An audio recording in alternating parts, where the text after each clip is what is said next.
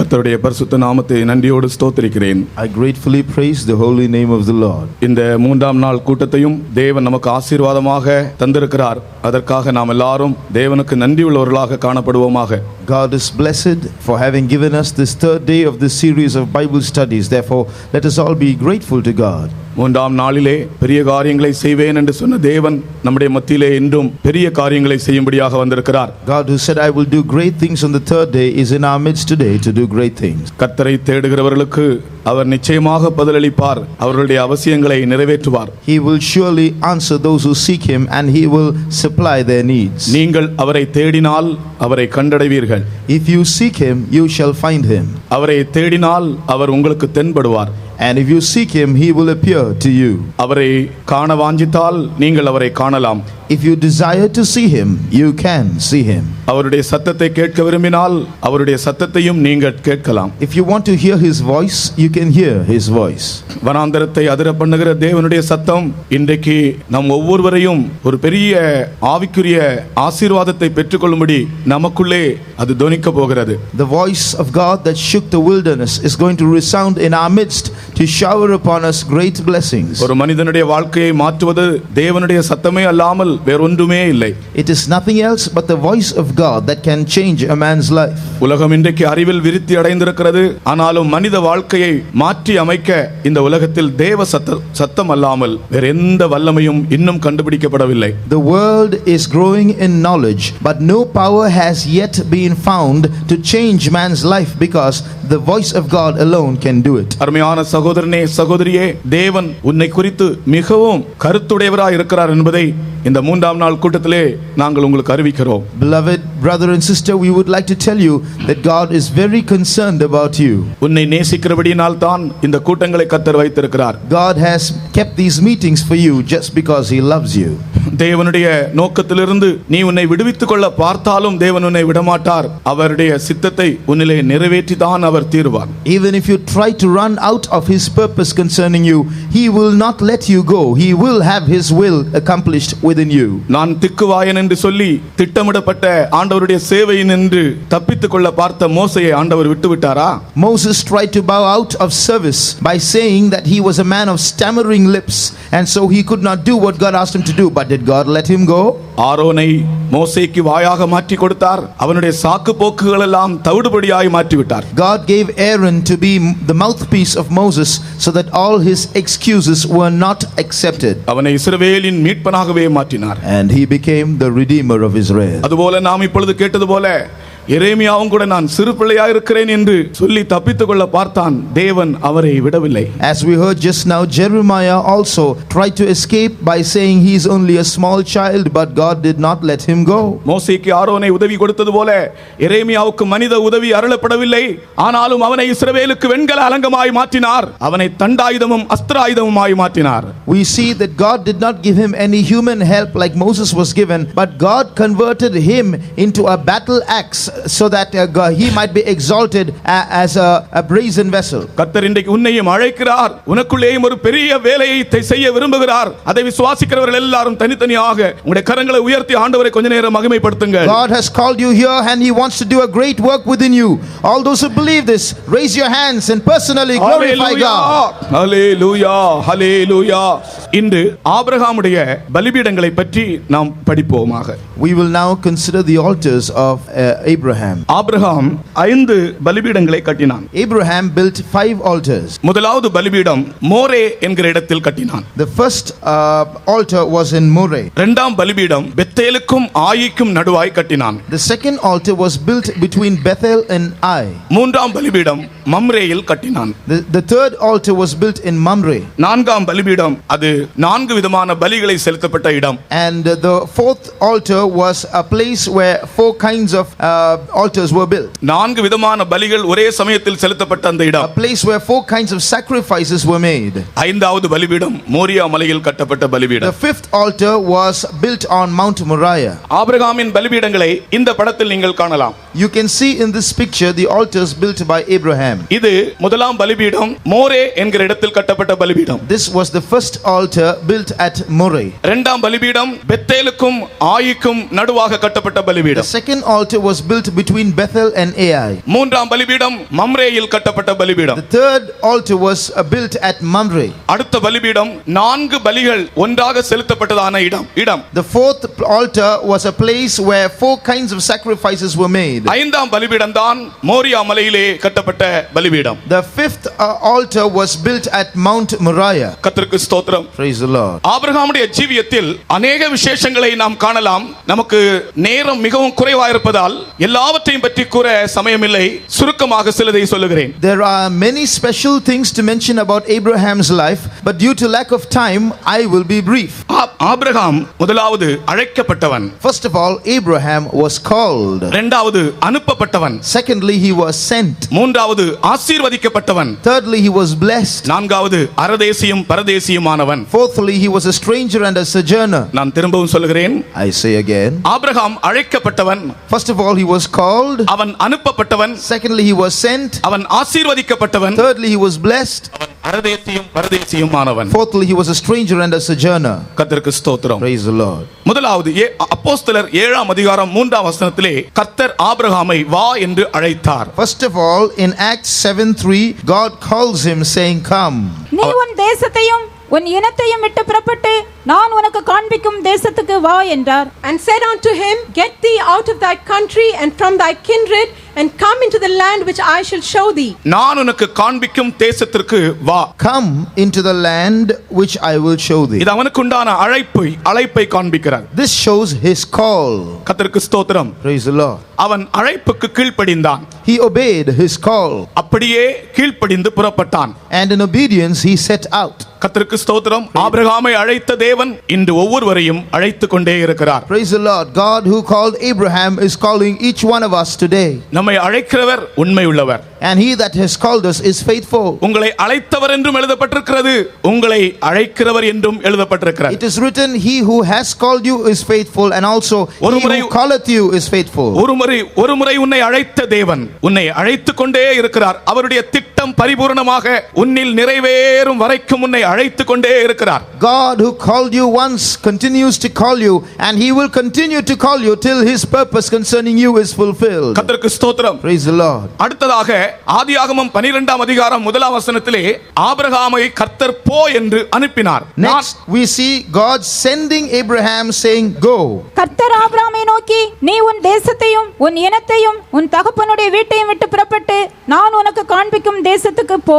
Now the Lord had said unto Abraham, Get thee out of thy country and from thy kindred and from thy father's house unto a land that I will show thee. மற்ற பாஷையில் எப்படி என்று தெரியவில்லை, ஆனால் தமிழ் வேதாகமத்திலே முதலாவது வாசித்தது வா என்று அழைத்தார், இங்கே போ என்று அனுப்புகிறார். I don't know how it is in the other languages, but in the first verse we read, he calls Moses saying, he calls Abraham saying, "Come," and in the second scripture portion he says, "Go." வா என்பது அழைப்பு, போ என்பது கட்டளை. அவர் அனுப்புகிறார். Come is an invitation, go is a command. வா என்றால் அதற்கும் அவன் கீழ்ப்படிவான், போ என்றால் அதற்கும் அவன் கீழ்ப்படிவான். Abraham obeys the come invitation and obeys the go command too. ஆகையால் தான் அவன் அனுப்பப்பட்டவன் என்று நான் சொன்னேன். That's why I say he was sent. தேவன் அனுப்பாமல் அவன் போனதே இல்லை. He has never gone without God sending him. என்னை கேட்கிறதான அருமையான சகோதரனே சகோதரியே, நீ போ, ஆனால் கர்த்தர் உன்னை போக சொன்னால் மாத்திரம் போ, அப்பொழுதுதான் உனக்கு ஜெயம் கிடைக்கும். Beloved brother, sister, you go, but go only if God sends you, then you will have the victory. மூன்றாவது ஆபிரகாம் ஆசீர்வதிக்கப்பட்டவன் என்று ஏசாயா 51:2ஆம் வசனத்திலே வாசிக்கிறோம். Thirdly, we read that Abraham was blessed in Isaiah 51:2.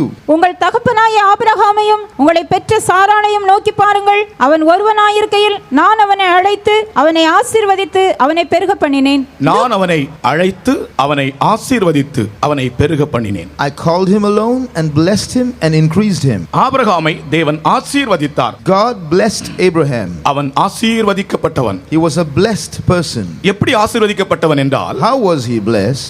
வாக்குத்தத்தங்கள், ஆசீர்வாதத்தின் வாக்குத்தத்தங்களை பெற்று அதை விசுவாசித்து அதனால் ஆசீர்வதிக்கப்பட்டவன். He believed the promised blessings and received them and thus was blessed. கிறிஸ்தவ ஜீவியம் என்பது, விசுவாச ஜீவியம் என்பது குறுக்கு வழியில் ஆசீர்வதிக்கப்படும் ஜீவியம் அல்ல. Christian life or faith life is not a life of being blessed using shortcuts. வாக்குத்தத்தத்தை விசுவாசித்தால் அதன் மூலம் உண்டாகிற ஆசீர்வாதம் தான் விசுவாசத்தில் வருகிற ஆசீர்வாதங்கள். The blessings that we receive by faith are those blessings that we receive by believing the promises. இதுவரைக்கும் எந்த மனிதனுக்குமே கொடுக்கப்படாத வாக்குத்தத்தங்களை தேவனிடத்திலிருந்து நேரடியாய் அவன் பெற்றுக்கொண்டான். This man received promises directly from God, promises that no man had ever got till then. ஆகினால் அதை நான் இன்னும் தெளிவாக சொல்லுகிறேன். ஆபிரகாமுடைய வாக்குத்தத்தம் ஆசீர்வாதங்கள் வாக்குத்தத்தமான ஆசீர்வாதங்கள். That's why I tell you clearly, Abraham's blessings were promised blessings. எந்த வாக்குத்தத்தமும் விசுவாசித்தால் தான் நிறைவேறும். Every promise will be fulfilled only if the person believes. வாக்குத்தத்தங்கள் விசுவாசிக்கப்படாவிட்டால் வெறும் ஏட்டு சுரைக்காய் தான். If the promises are not believed, then it is just a piece of writing, that's all. வாக்குத்தத்தங்களை யார் விசுவாசிக்கிறதோ அவர்கள் ஜீவியத்தில் அது வல்லமையாய் வெளிப்படும். All those who believe the promises, it will be effected in their lives. அப்படிதான் இவன் ஆசீர்வதிக்கப்பட்டான். That is how he was blessed.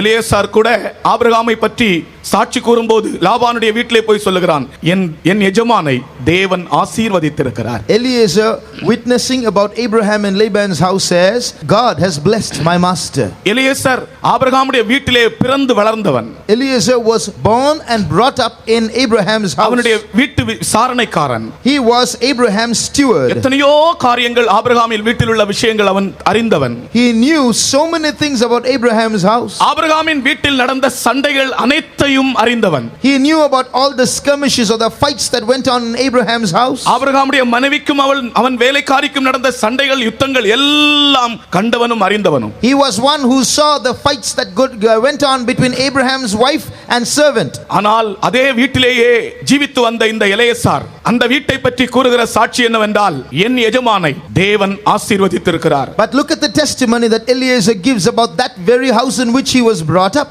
God has blessed my master. நீ இன்றைக்கு அவர்கள் இவர்கள் போடுகிறதான சண்டையும் சபையில் அங்கே இங்கே காணப்படுகிற பிரச்சனைகளையும் தான் மனதிலே வைத்திருக்கிறாய். தேவன் எஜமானை ஆசீர்வதித்திருக்கிறார் என்ற சாட்சியை இழந்திருக்கிறாய். You have always taken about with you the quarrels that have gone on here and there in the church, but you have lost that experience of quoting God's blessings upon the church. சகோதரனே, எலியேசரை போல ஆபிரகாமை ஆசீர்வதித்த தேவனையும் தேவன் ஆபிரகாமுக்கு கொடுத்த ஆசீர்வாதங்கள் மாத்திரம் உன் கண்கள் முன் நிற்கட்டும், உன் செவிகளை அடைத்திருக்கட்டும். God who blessed Eliezer, just like him, let the blessings that came upon Abraham stand before your eyes.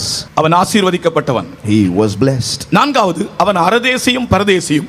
நான் ஆபிரகாமின் பலிபீடத்தை பற்றி சொல்வதற்கு முன்னதாக ஆபிரகாமை பற்றி சிறு விளக்கங்கள் சொல்லுகிறேன். I will just briefly describe to you about Abraham before I go to his altars. He was a stranger and a sojourner. அவன் அரதேசியும் பரதேசியுமாய் இருந்தவன். He was a stranger and a sojourner. அவன் எபிரேயன் என்று அழைக்கப்பட்டவன். He was called a Hebrew. முதலாக எபிரேயன் என்று அழைக்கப்பட்டவன் இந்த Abraham. The first man ever to be called a Hebrew was Abraham. எபிரேயன் என்றால் அது ஒரு ஜாதி பெயர் அல்ல. The word Hebrew is not the name of a caste or a nation. எபிரேயன் என்கிற பெயர் பின்னாட்களில் ஒரு ஜாதி பெயராய் மாறிவிட்டது. But later on it deteriorated into the name of a nation. ஆனால் எபிரேயன் என்ற பெயர் ஒரு ஜாதி பெயர் அல்ல, அது ஒரு காரண பெயர். But the word Hebrew is actually not the name of a nation, it is a proper noun. கர்த்தருக்கு ஸ்தோத்திரம். Praise the Lord. அது ஒரு காரண பெயர். அவன் பரதேசியாய் ஜீவித்ததனாலே அவனுக்கு கொடுக்கப்பட்ட பெயர் எபிரேயன் என்றால் பரதேசி என்ற அர்த்தம். Because he lived as a stranger wandering about, we see that he was given the name Hebrew, which means sojourner or wanderer. பரதேசியாய் ஜீவிக்கிறவர்கள் தான் எபிரேயர்கள். The Hebrews are those who live as strangers or sojourners. இந்த உலகத்தில் ஜீவித்தாலும் இன்றைக்கு அரதேசிகளும் பரதேசிகளுமாய் யார் ஜீவிக்கிறதோ அவர்கள் எல்லாரும் பரதேசிகள் தான், எபிரேயர்கள் தான்.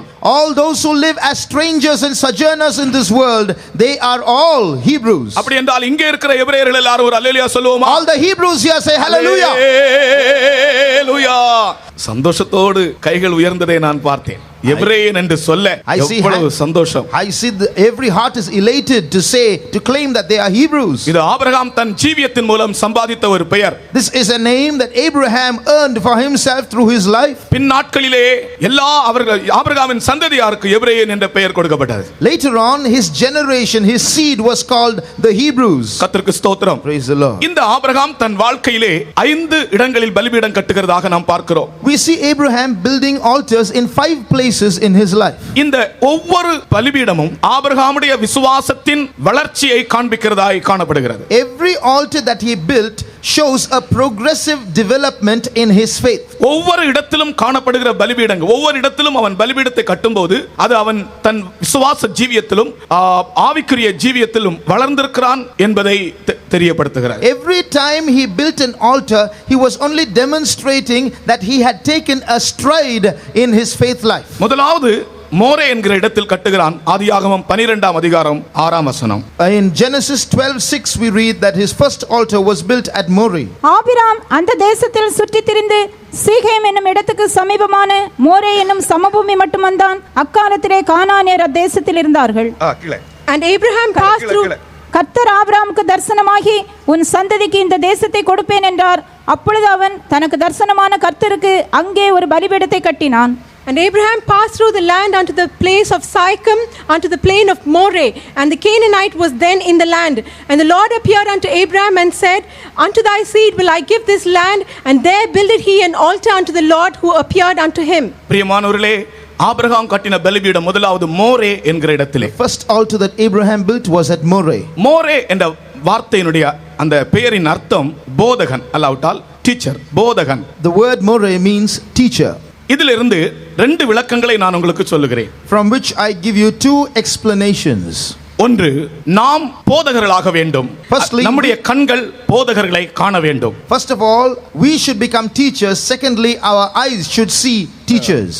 முதலாவது நம்முடைய கண்கள் நம்முடைய போதகர்களை காண வேண்டும். இரண்டாவது நாம் போதகர்களாக வேண்டும். Or rather, first of all, our eyes should see teachers, and secondly, we should become teachers. ஆபிரகாமுடைய வாழ்க்கையிலே இது எப்படி பொருந்தும் இந்த பெயர்?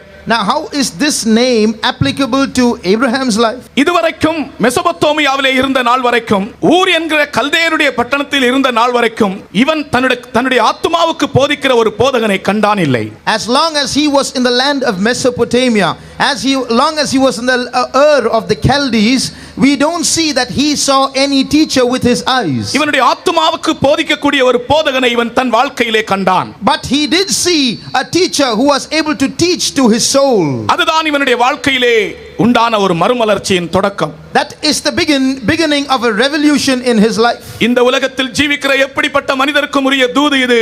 அவர்கள் ஆத்துமாவுக்கு போதிக்கக்கூடிய ஒரு மேய்ப்பர் இருக்கிறார், அந்த போதகர் இருக்கிறார். அந்த போதகரை அவர்கள் காண வேண்டும்.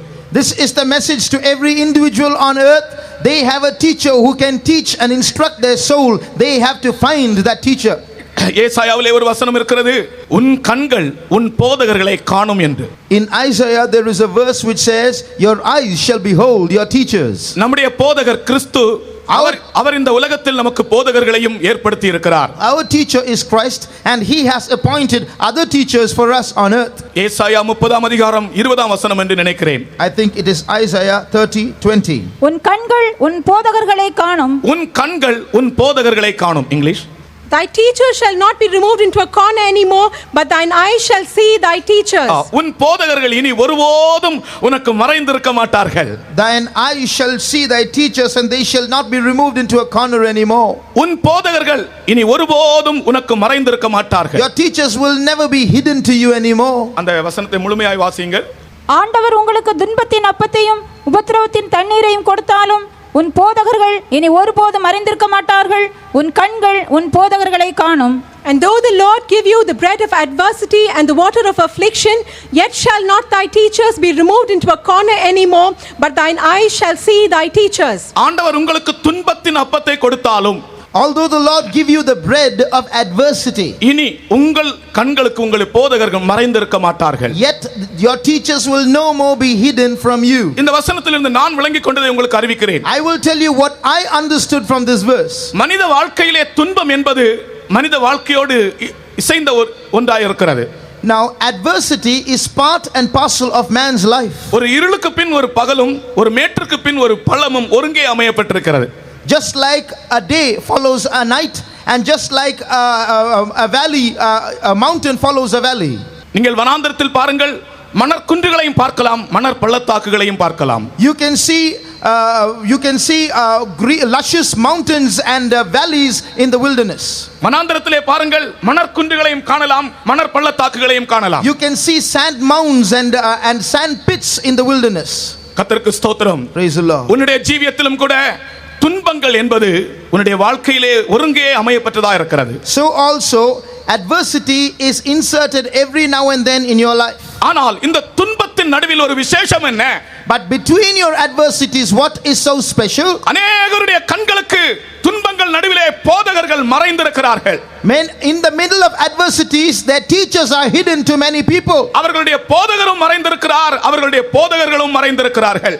அவர்களுடைய போதகரும் மறைந்திருக்கிறார், அவர்களுடைய போதகர்களும் மறைந்திருக்கிறார்கள். Their teacher is hidden to them and their teachers are hidden to them. நம்முடைய போதகர் கிறிஸ்து என்று நான் சொன்னேனே. I told you our teacher is Christ. நம்முடைய போதகர்கள் கிறிஸ்துவினால் நமக்கு ஏற்படுத்தப்பட்ட இந்த உலகத்தில் உள்ள போதகர்கள் என்று நான் சொன்னேனே. And our teachers are teachers appointed in this world by Christ. இந்த போதகர்களை உன் கண்கள் கண்டால் தான் இந்த பலிபீடத்தை நீ கட்ட முடியும். You can build this altar only if you see those teachers. கர்த்தருடைய பரிசுத்த நாமத்திற்கு ஸ்தோத்திரம். Praise be to the holy name of the Lord. துன்பங்கள் ஒரு பெரிய விஷயம் அல்ல, ஆனால் துன்பத்தின் மத்தியிலே போதிக்கிற போதகர்களை நீ காண வேண்டும். Adversity is not something big, but it is essential that you see your teachers in the midst of your adversity. இதுதான் மனிதனுக்கு தேவன் இந்த உலகத்தில் ஏற்படுத்தி இருக்கிற ஒரு நன்மை. This is something good that God has appointed for man on earth. உனக்கு ஒரு வியாதி வரும்போது அந்த வியாதி நேரத்திலே உன்னுடைய விசுவாசத்தை உறுதிப்படுத்தக்கூடிய போதகர்கள் உனக்கு இருந்தால் நிச்சயமாக நீ இந்த பலிபீடத்தை கட்டுவாய். When you fall sick, if you have teachers who can confirm and establish you in your faith, then you surely can build this altar. உன் இருதயத்திலே நீ கலங்கிக் கொண்டிருக்கும் போது உன் இருதயத்தை தைரியப்படுத்தக்கூடிய விசுவாசத்தின் வார்த்தைகள் சொல்லக்கூடிய போதகர்களை நீ கண்டால் நீ அந்த கலக்கத்தின் நடுவில் இந்த பலிபீடத்தை கட்டுவாய். If you find teachers who can build up your faith and establish you when your heart is troubled during adversity, then you can build this altar. நீ நிந்திக்கப்படும் போதும் நீ துன்புறுத்தப்படும் போதும் கிறிஸ்துவின் சுபாவத்தை குறித்து உனக்கு போதிக்கக்கூடிய போதகர்களை நீ கண்டால் அந்த வேளையிலே நீ நிலைநிறுத்தப்படுவாய், இந்த பலிபீடத்தை நீ கட்டுவாய் மோரே என்கிற இடத்தில். When you are persecuted and when you go through reproach, if you find teachers who can tell you about the character of Christ in those situations, then you have seen the right teacher. You can build this altar. You are established. ஒரு சமயம் நான் மரண படுக்கையில் இருந்தேன். There was a time when I was bedridden. I was seriously ill. நான் மரித்து போனேன் என்று தான் நான் நினைத்தேன். I was virtually dead. பிரியமானவர்களே, மரண படுக்கையில் இருந்து என்னை கர்த்தர் எழுப்பினார். அப்படி ஒரு அதிசயம் என்னிலே செய்துதான் இன்றைக்கு நான் உங்கள் முன்னே நிற்கிறேன். I am standing before you because God performed a miracle in my life. He quickened me in my deathbed. என்னுடைய வாழ்க்கையிலே இந்த விஷயத்தை நான் ஒப்பிட்டு சொல்லுகிறேன். அந்த மரண படுக்கையிலே எனக்கு என்னுடைய விசுவாசத்தை உறுதிப்படுத்தக்கூடிய போதகர்களை என் கண்கள் காண ஆண்டவர் எனக்கு உதவி செய்தபடியால் என்னுடைய விசுவாசம் பாதுகாக்கப்பட்டது.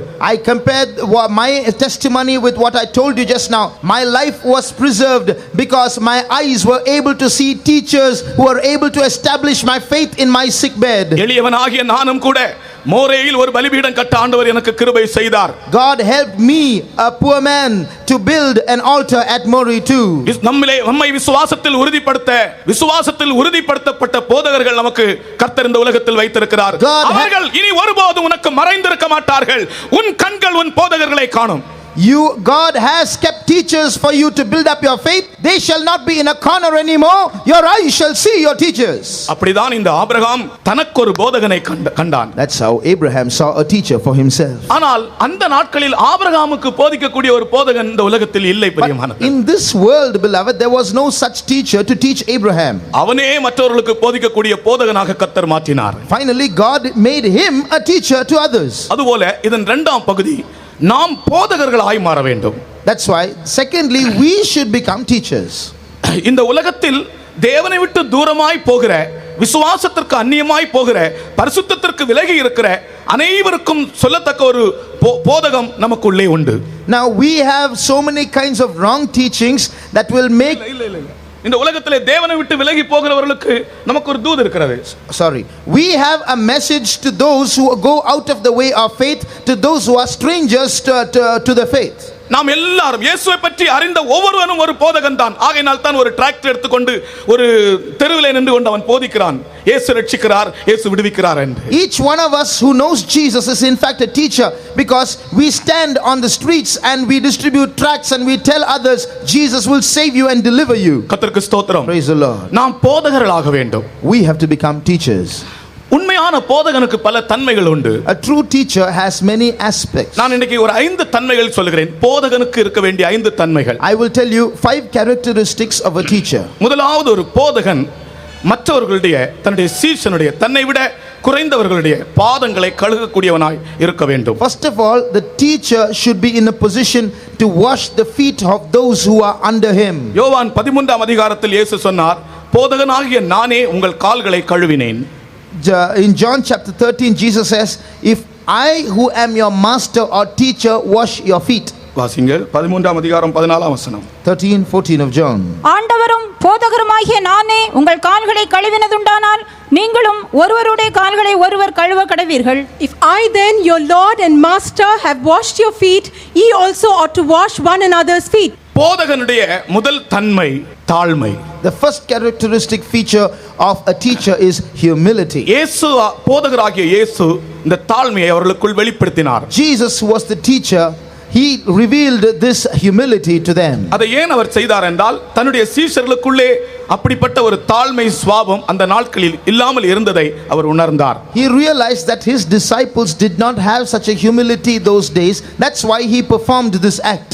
இந்த நாம் மற்றவர்களுக்கு போதிக்கும் முன்னதாக நமக்குள் இந்த தாழ்மையை காத்துக்கொள்ள வேண்டும். Before we start teaching others, we must preserve humility within us. நானே உங்களுடைய பாதங்களை கழுவி இருக்கிறேன், நீங்களும் ஒருவருக்கொருவர் உங்களுடைய பாதங்களை கழுவுங்கள். I, your teacher, have washed your feet, so you should wash one another's feet.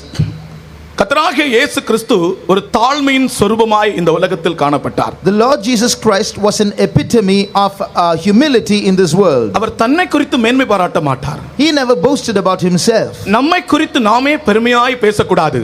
We should not boast about ourselves. நன்மை குறித்து மேன்மை பாராட்டினால் நாம் போதகர்களாக முடியாது. Now if we start boasting about ourselves, we can't be teachers. உண்மையான போதகர்கள் அல்ல நாம். We are not true teachers then. நம்மை குறித்து எந்த காரியமும் நாம் பெருமையாக பேசக்கூடாது. We should never boast on any account on our own achievements. எனக்கு ஒரு சுண்டலியுடைய கதை ஞாபகம் வருகிறது.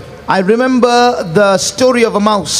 ஒரு சுண்டலி எப்போதும் தன்னை பற்றி பெருமையாய் பேசுமா. There was a mouse which would always speak haughtily about itself. இந்த சுண்டலிக்கு திடீரென்று ஒரு யானையோடு நட்பு உண்டானது. Suddenly this mouse developed a friendship with an elephant. யானையும் சுண்டலியும் சிநேகிதர்களாய் So மாறினார்கள். the mouse and the elephant became friends. அன்பு மிகுதியினாலே இந்த யானை இந்த சுண்டலியை தனக்கு மேலே வைத்துக்கொண்டே நடக்குமாம். Because of the excess love, this elephant would take the mouse everywhere on its back. இந்த சுண்டலி யானையினுடைய அந்த செவி பக்கத்திலே போய் உட்கார்ந்து எப்போதும் அந்த யானைக்கு மேலே இருந்தாலும் கூட தன்னை பற்றி பெருமையாய் பேசிக்கொண்டே இருக்குமாம். Although this mouse was seated on the elephant, it would go near the ear of the elephant and speak proud words about itself. இந்த யானை இது சொல்லுகிற பெருமையின் வார்த்தைகள் எல்லாம் கேட்டுக்கொண்டே அப்படியே ஆடி அசைந்து நடந்து கொண்டே இருக்குமாம். And this elephant would walk slowly and sloppily, listening to all these boastings of the mouse. ஒரு நாள் இந்த யானைக்கு மேலே இந்த சுண்டலி உட்கார்ந்து இருந்தது. யானை நடந்து போய் கொண்டிருந்தது. வழியில் ஒரு ஆற்றை கடக்க வேண்டியதாக இருந்தது. There suddenly came a situation when the mouse sitting on the elephant were traveling together, and the elephant had to cross a river.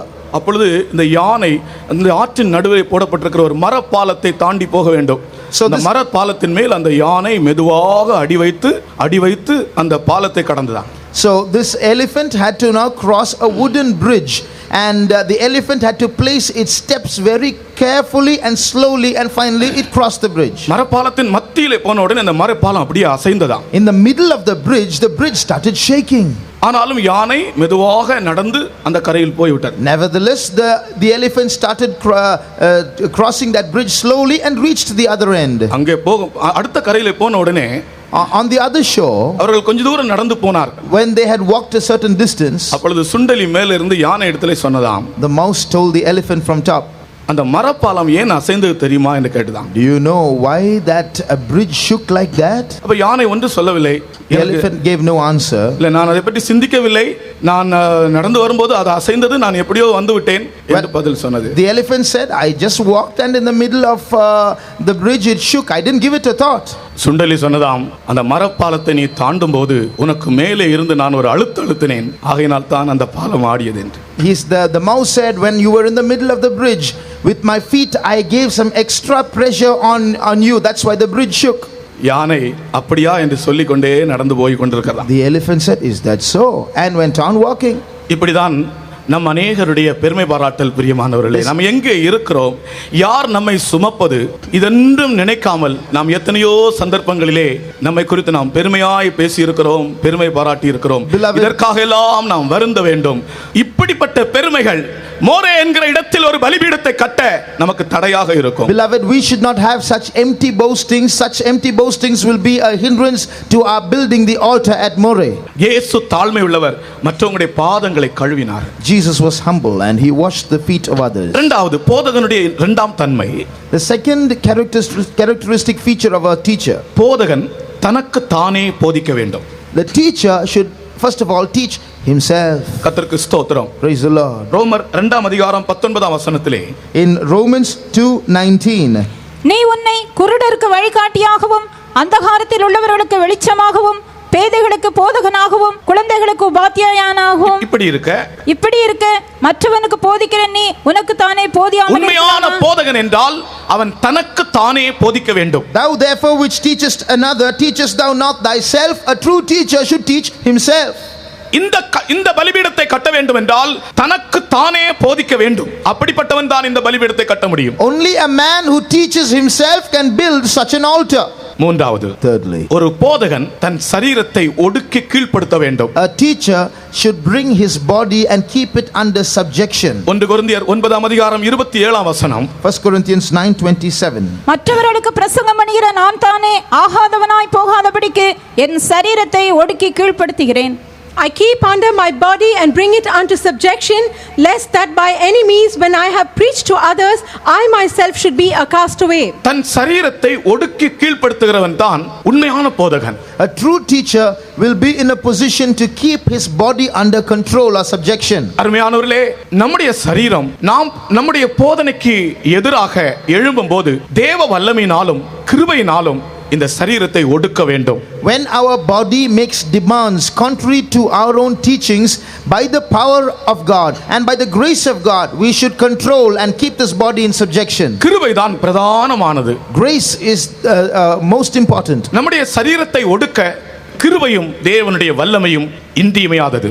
Grace and the power of God are indispensable in keeping our body in subjection. நான்காவது, fourthly, ஒரு போதகன் ஜாதி வித்தியாசம் இல்லாதவன். A teacher will have no caste distinctions. ஜாதி வித்தியாசம் உள்ளவன் இந்த பலிபீடத்தை கட்ட முடியாது. A man who has caste distinctions cannot build this altar. அந்த வசனத்தை வாசியுங்கள். ஒரு இடத்திலே இயேசுவை பற்றி சொல்லுகிறார்கள், உங்கள் போதகர் ஆயக்காரரோடும் பாவிகளோடும் போஜனம் பண்ணுகிறாரே என்று சொல்லுகிறார்கள். Once about Jesus it was said, why is it that he eats with publicans and sinners? மத்தேயு 9:11. மத்தேயு 9:11. Matthew 9:11. பரிசேயர் அதை கண்டு அவருடைய சீஷர்களை நோக்கி, உங்கள் போதகர் ஆயக்காரரோடும் பாவிகளோடும் போஜனம் பண்ணுகிறது என்னவென்று கேட்டார்கள். And when the Pharisees saw it, they said unto his disciples, why eateth your master with publicans and sinners? ஆயக்காரரோடும் பாவிகளோடும் போஜனம் பண்ணுகிறாரே, இது காரணம் என்ன? Your master is eating with publicans and sinners. What's the reason behind this? நான் அதுக்கு ஒரே answer சொல்லுகிறேன். I give you just one answer. ஒரே பதில். One short answer. அவர் உண்மையான போதகர். He was a true teacher.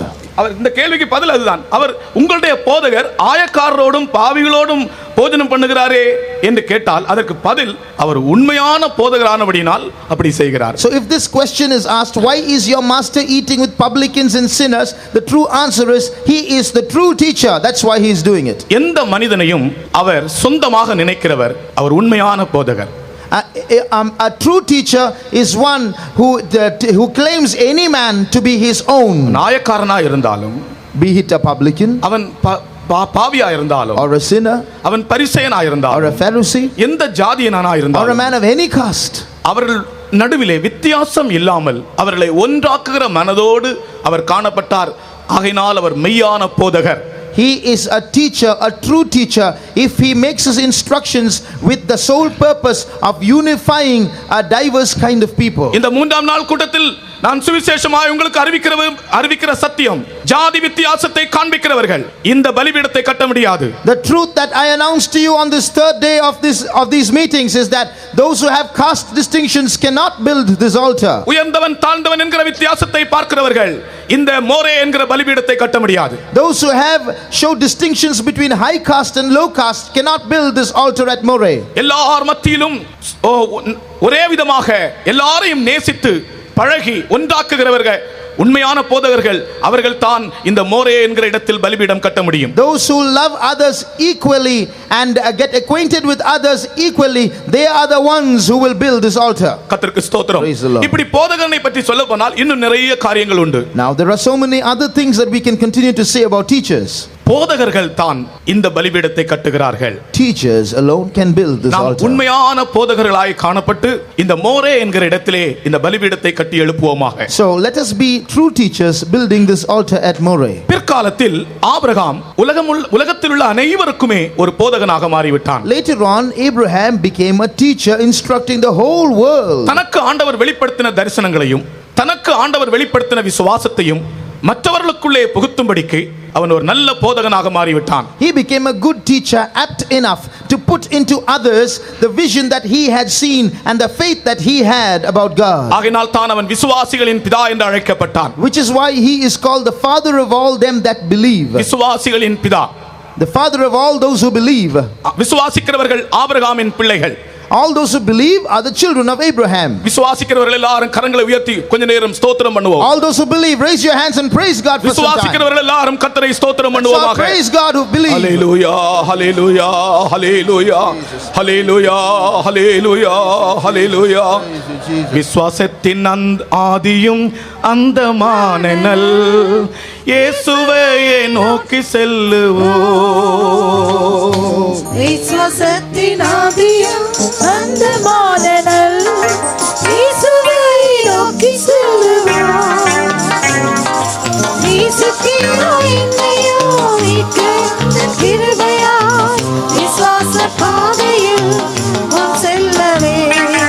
நேசிக்கிறோம் என்னையோ மீட்க வந்த கிருபையாய் விசுவாச பாதையில் முன் செல்லவே. கர்த்தருக்கு ஸ்தோத்திரம். இரண்டாம் பலிபீடம் The second altar பெத்தேலுக்கும் ஆயிக்கும் நடுவாக அவன் கட்டுகிறான். was built between Bethel and Ai. Bethel என்றால் தேவனுடைய வீடு. Bethel means house of God. ஆயி என்றால் போராட்டம். Ai means conflict. தேவனுடைய ஆசீர்வாதங்களுக்கும் போராட்டங்களுக்கும் நடுவே கட்டப்படுகிற பலிபீடம் தான் இது. So this is an altar built between the house of God and conflicts. தேவனுடைய வீடு என்றால் தேவனுடைய ஆசீர்வாதங்கள். The house of God refers to the blessings of God. எங்கே தேவனுடைய ஆசீர்வாதங்கள் உண்டு அங்கே ஒரு போராட்டம் உண்டு.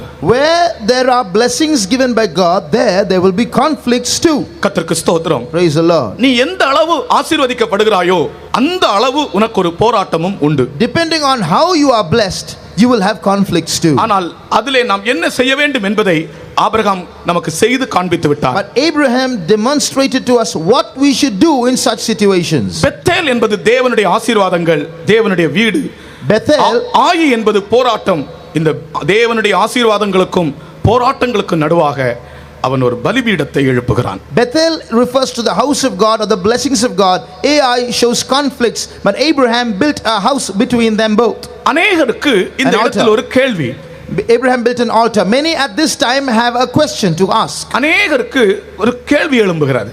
There is a question rising up within many. இவ்வளவெல்லாம் ஆசீர்வதிக்கப்படும்போது எனக்கு ஏன் இப்படிப்பட்ட போராட்டங்கள் வருகிறது என்று. When I am being blessed like this, why do I have so many conflicts? இந்த போராட்டங்கள் வருகிற நோக்கம் என்ன தெரியுமா? You know the purpose behind these conflicts. நாம் பெற்றுக்கொண்ட ஆசீர்வாதங்களில் இருந்து நம்மை விலக்குவதற்காகத்தான். It is only to take us away from those blessings.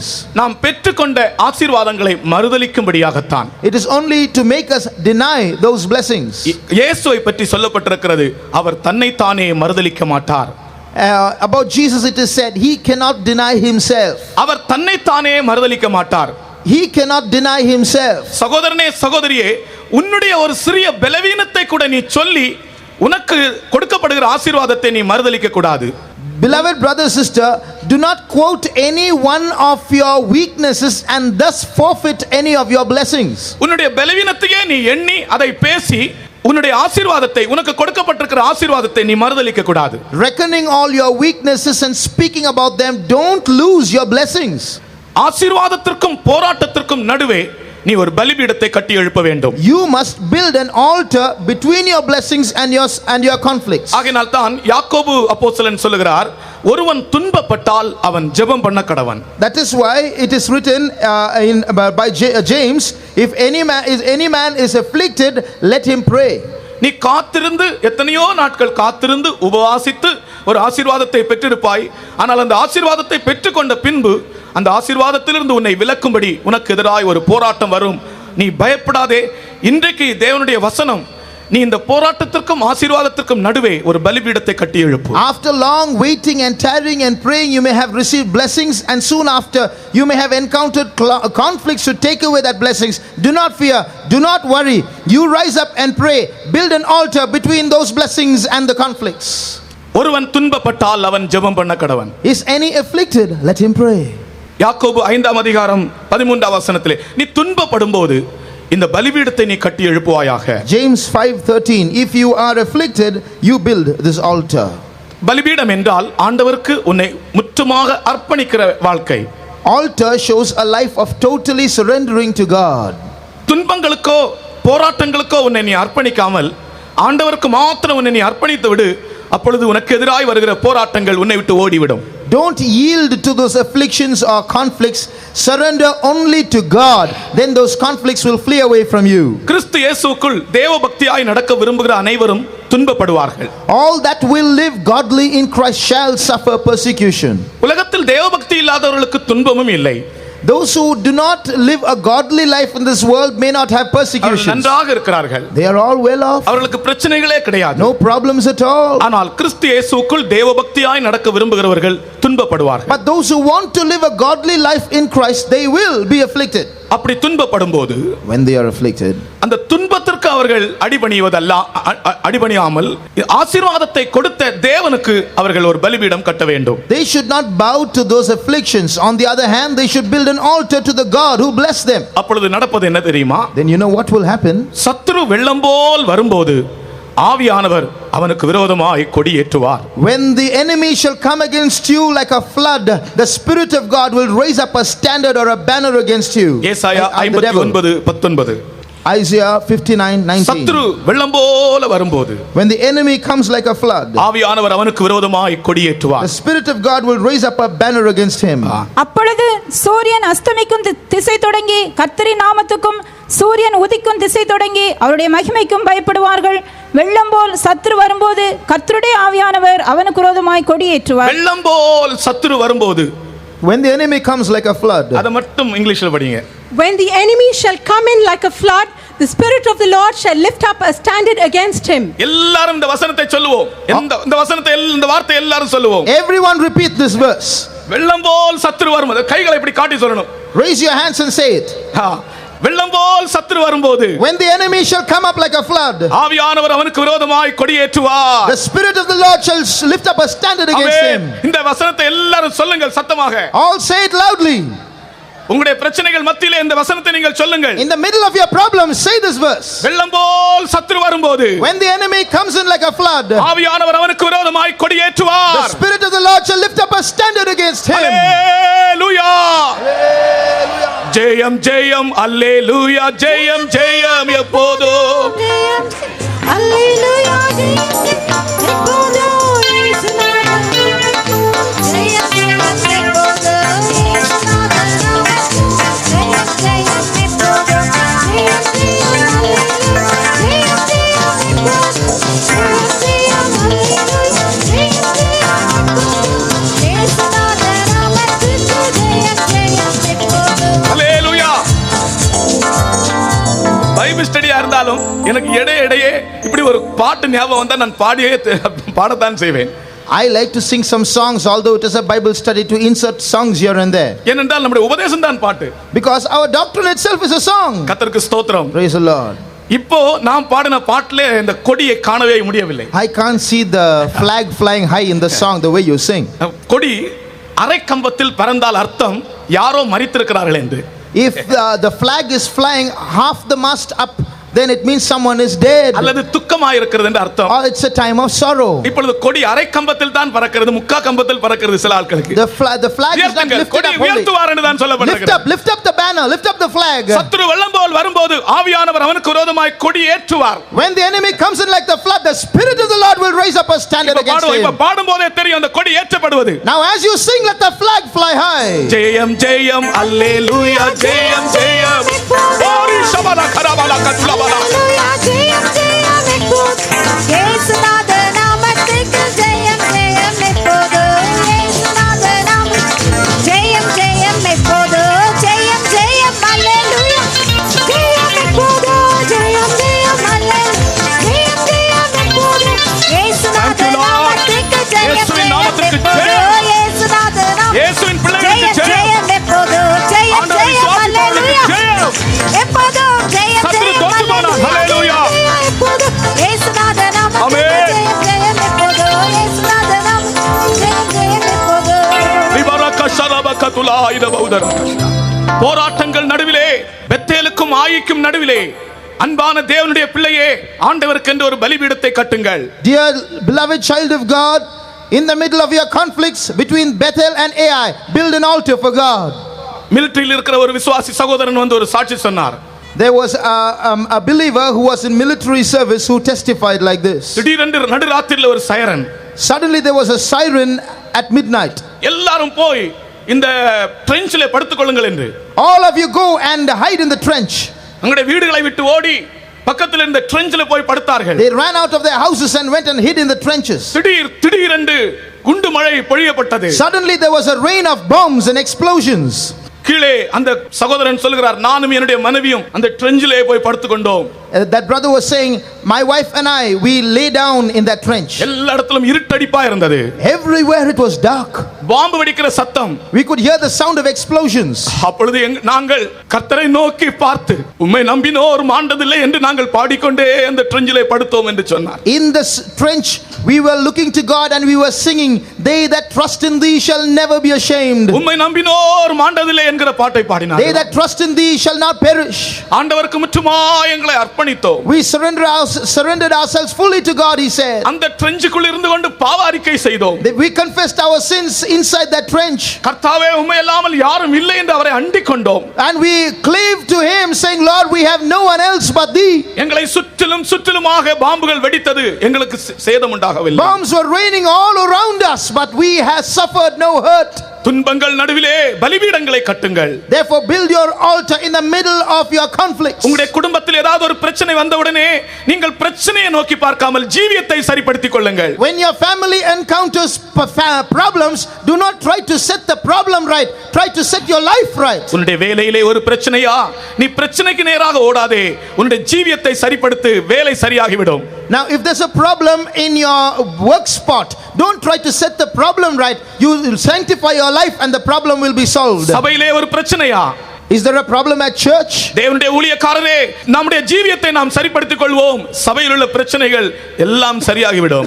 Servants of God, let's set our lives right, then everything will be all right. அதுதான் ஆபிரகாமின் இரண்டாம் பலிபீடம். That's Abraham's second altar. பெத்தேலுக்கும் ஆயிக்கும் நடுவே அவன் ஒரு பலிபீடத்தை கட்டினான். He built an altar between Bethel and Ai. மூன்றாம் பலிபீடம். Third altar. அந்த பலிபீடம் மம்ரே என்கிற இடத்தில் எப்ரோனில் உள்ள மம்ரே என்கிற இடத்தில் கட்டப்பட்டது. It was built at Mamre of Hebron. Mamre என்ற பெயரின் அர்த்தம் strength அல்லாவிட்டால் பெலன்.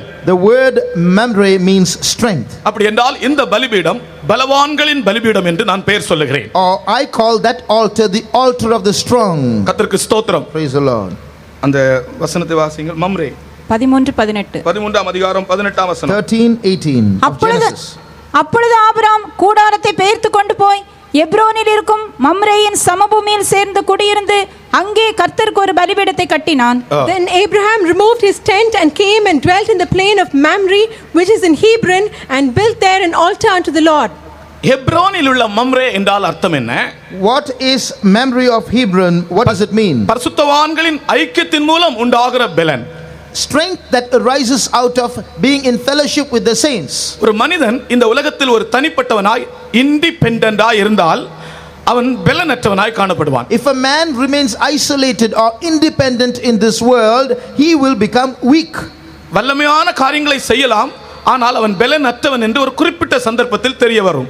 He might do valiant or mighty things, but a point will come when it will be proved that he is weak. ஆகையால் தான் இந்த உலகத்தில் இருக்கும்போது ஹெப்ரோனில் உள்ள மம்ரேயில் ஒரு பலிபீடம் கட்ட வேண்டும். That is why in this world we too should build an altar at Mamre of Hebron. பரிசுத்தவான்களுடைய ஐக்கியத்தின் மூலம் கிடைக்கிற பலத்தினாலே இந்த பலிபீடத்தை நீ கட்ட வேண்டும். You should build that altar by the strength received from the fellowship of the saints. பரலோக ராஜ்யம் பலவான்களின் ராஜ்யம். The kingdom of heaven is a kingdom of the strong. பரலோக ராஜ்யத்தில் பலவீனன் ஒருவனும் இல்லை. In the kingdom of heaven there is not one weak person. இஸ்ரவேல் ஜனங்கள் புறப்படும் நாளிலும் கூட அவர்களில் பலவீனன் இருந்ததில்லை.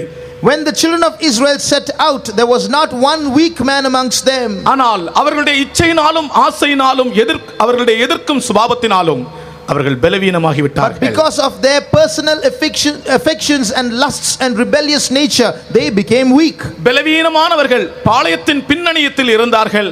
அவர்களை அமலேக்கியன் வந்து வெட்டி போட்டான். And those who were weak stayed behind in the rear part of the camp, and the Amalekites slew them.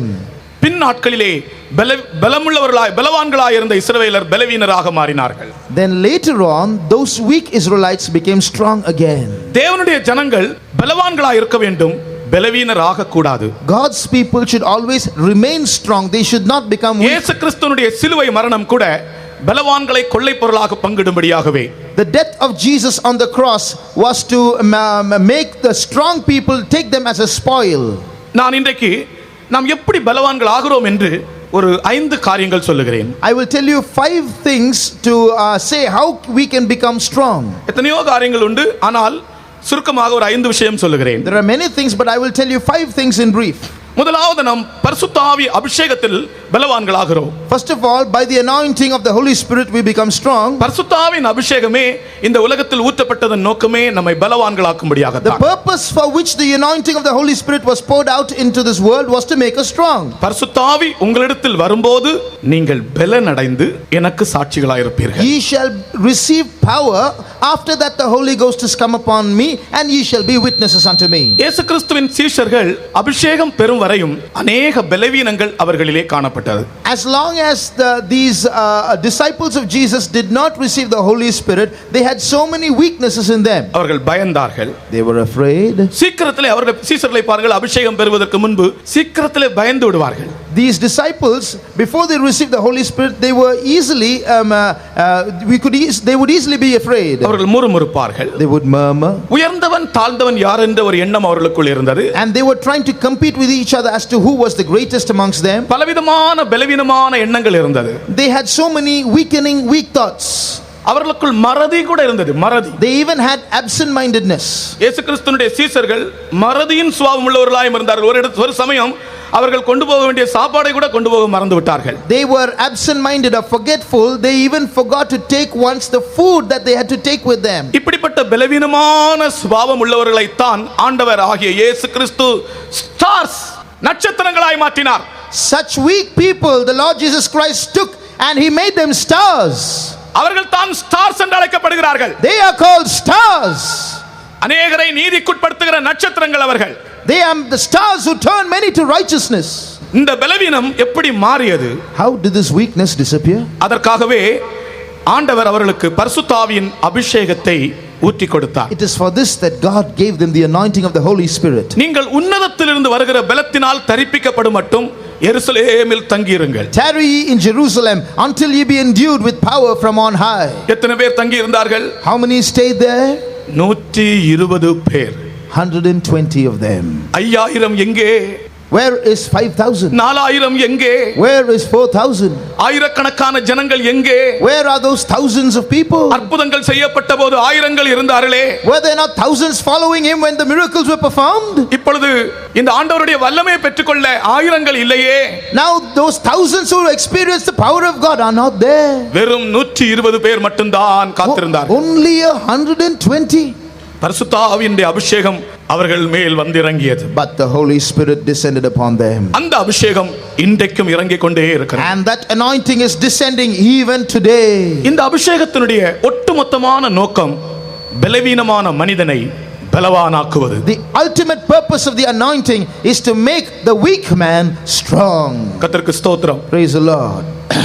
நீ எந்த காரியத்தில் பலவீனமா இருக்கிறாயோ பரிசுத்த ஆவி உன்னை பலப்படுத்த முடியும். The Holy Spirit is able to strengthen you in that very point in which you are weak. கர்த்தருக்கு ஸ்தோத்திரம். Praise the Lord. பரிசுத்த ஆவி நம்மை உள்ளான மனிதனை பலப்படுத்துகிறது, புறம்பான மனிதனையும் பலப்படுத்துகிறது. The Holy Spirit strengthens us in the inner man and also strengthens the outer man. இதை விசுவாசிக்கிறவர்கள் ஒரு அல்லேலூயா சொல்லுவோமா? All those who believe this say hallelujah. அல்லேலூயா. இரண்டாவது, நம்முடைய பலன் எப்படி வருகிறது நமக்கு? Secondly, how are we made strong? நியாயாதிபதிகளின் புத்தகத்திலே ஒரு வசனம் இருக்கிறது. There is a verse in the book of Judges. நியாயாதிபதிகளின் புத்தகத்திலே உனக்கு இருக்கிற இந்த பலத்தோடு நீ போ. Go in this thy might. உனக்கு இருக்கிற இந்த பலத்தோடு நீ போ. Go in this thy might. அந்த பலன் எது? What is that strength? கிதியோனுக்கு அந்த சமயத்தில் இருந்த பலன் எது? What was that strength that Gideon had at that time? நீங்கள் நினைக்கிறீங்களா அந்த மசில் பலம் என்று நினைக்கிறீர்களா? You think it is muscle power? இந்த பலன் அல்ல. It's not this muscle power. அவனை பலவானே என்று கூப்பிட்டாரே தேவதூதன், எந்த பலத்தை எண்ணி கூப்பிட்டார்? God called him mighty man. What might was there in Gideon at that time? பராக்கிரமசாலியே என்று கூப்பிட்டாரே, இந்த மசில் பலத்தை ஆண்டவர் ஒரு பொருட்டாக எண்ணுகிறாரா? வீரனுடைய கால்களில் பிரியமாயிராத தேவன். God said, "Oh mighty man of valor." Was he thinking of Gideon's muscle power? He does not reckon it, for he delighteth not in the strength of a man. அந்த சமயம் கிதியோனுக்கு இருந்த பலன் எது என்று இன்றைக்கு நான் உங்களுக்கு சொல்லுகிறேன். Today I will tell you what was the strength in Gideon's life. பாகால் வணக்கத்திற்கு அனைவரும் அடிபணிந்து கொடுத்தார்கள். ஆண்டவருக்கு முன்பாக முழங்கால் படியிட ஆளே இல்லாமல் போய்விட்டது. அந்த நாட்களிலே பாகாலை வணங்காமல் நல்மனசாட்சியை காத்துக்கொண்டான் இந்த கிதியோன். அதுதான் அவனுடைய பலன். உனக்கு நல்மனசாட்சி இருந்தால் நீ பலசாலி. All Israel had yielded to Baal worship. There was no one to worship the true God. At that time Gideon had preserved his good conscience. If you are able to preserve your good conscience, you are a mighty man. அவன் கையில் ஒரு கோடரி இருந்தது. He had an axe in his hand. அந்த கோடரி தோப்பு விக்கிரகங்களில் தோப்பு எல்லாம் வெட்டி வீழ்த்தியது. And with that axe he was hewing down the groves. எல்லா தோப்புகளையும் வெட்டி வீழ்த்தியது. He cut down the groves. அவனுடைய இருதயம் தேவனுக்கு முன்பாக நேராக இருந்தது. His heart was straight towards God. ஆகையால் இங்கே பெலன் என்று சொல்வது நம்முடைய மனசாட்சி, சுத்தமான மனசாட்சி. So strength shows a pure conscience. உன்னுடைய சரீரம் பலவீனமா இருந்தாலும், your body may be weak, உன்னுடைய மனசாட்சி சுத்தமாக உண்மையாக இருந்தால் நீ ஒரு பலவான். இன்றைக்கு கர்த்தர் சொல்லுகிறார், அப்படி மனசாட்சியிலே உண்மையுள்ளவர்களை பார்த்து இன்றைக்கும் கர்த்தர் சொல்லுகிறார், பராக்கிரமசாலியே கர்த்தர் உன்னோடு இருக்கிறார். But if your conscience is pure and faithful, then you are strong. Physically you may be weak, but if your conscience is pure, then now God is telling you, you are a mighty man. பராக்கிரமசாலியே கர்த்தர் உன்னோடு இருக்கிறார். The Lord is with thee, thou mighty man of valor. அடுத்து மூன்றாவது, thirdly, நமக்கு மூன்றாவது ஒரு பலன் கிடைக்கிறது. Thirdly we get a strength. அதை 1 ராஜாக்களிலே நாம் வாசிக்கிறோம். We read that in 1 Kings. அந்த போஜனத்தின் பலத்தினாலே அவன் 40 நாள் நடந்து போனானாம். He went by the strength of that food for 40 days. 1 ராஜாக்கள் 19ஆம் அதிகாரம் 8ஆம் வசனம். 19:8. அப்பொழுது அவன் எழுந்திருந்து புசித்து குடித்து அந்த போஜனத்தின் பலத்தினால் 40 நாள் இரவு பகல் ஓரேப் என்னும் தேவனுடைய பர்வதம் மட்டும் நடந்து போனான்.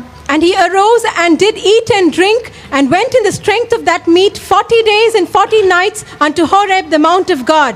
அந்த போஜனத்தின் பலத்தினாலே 40 நாள் இரவும் பகலும் நடந்து போனான். In the strength of that meat 40 days he walked.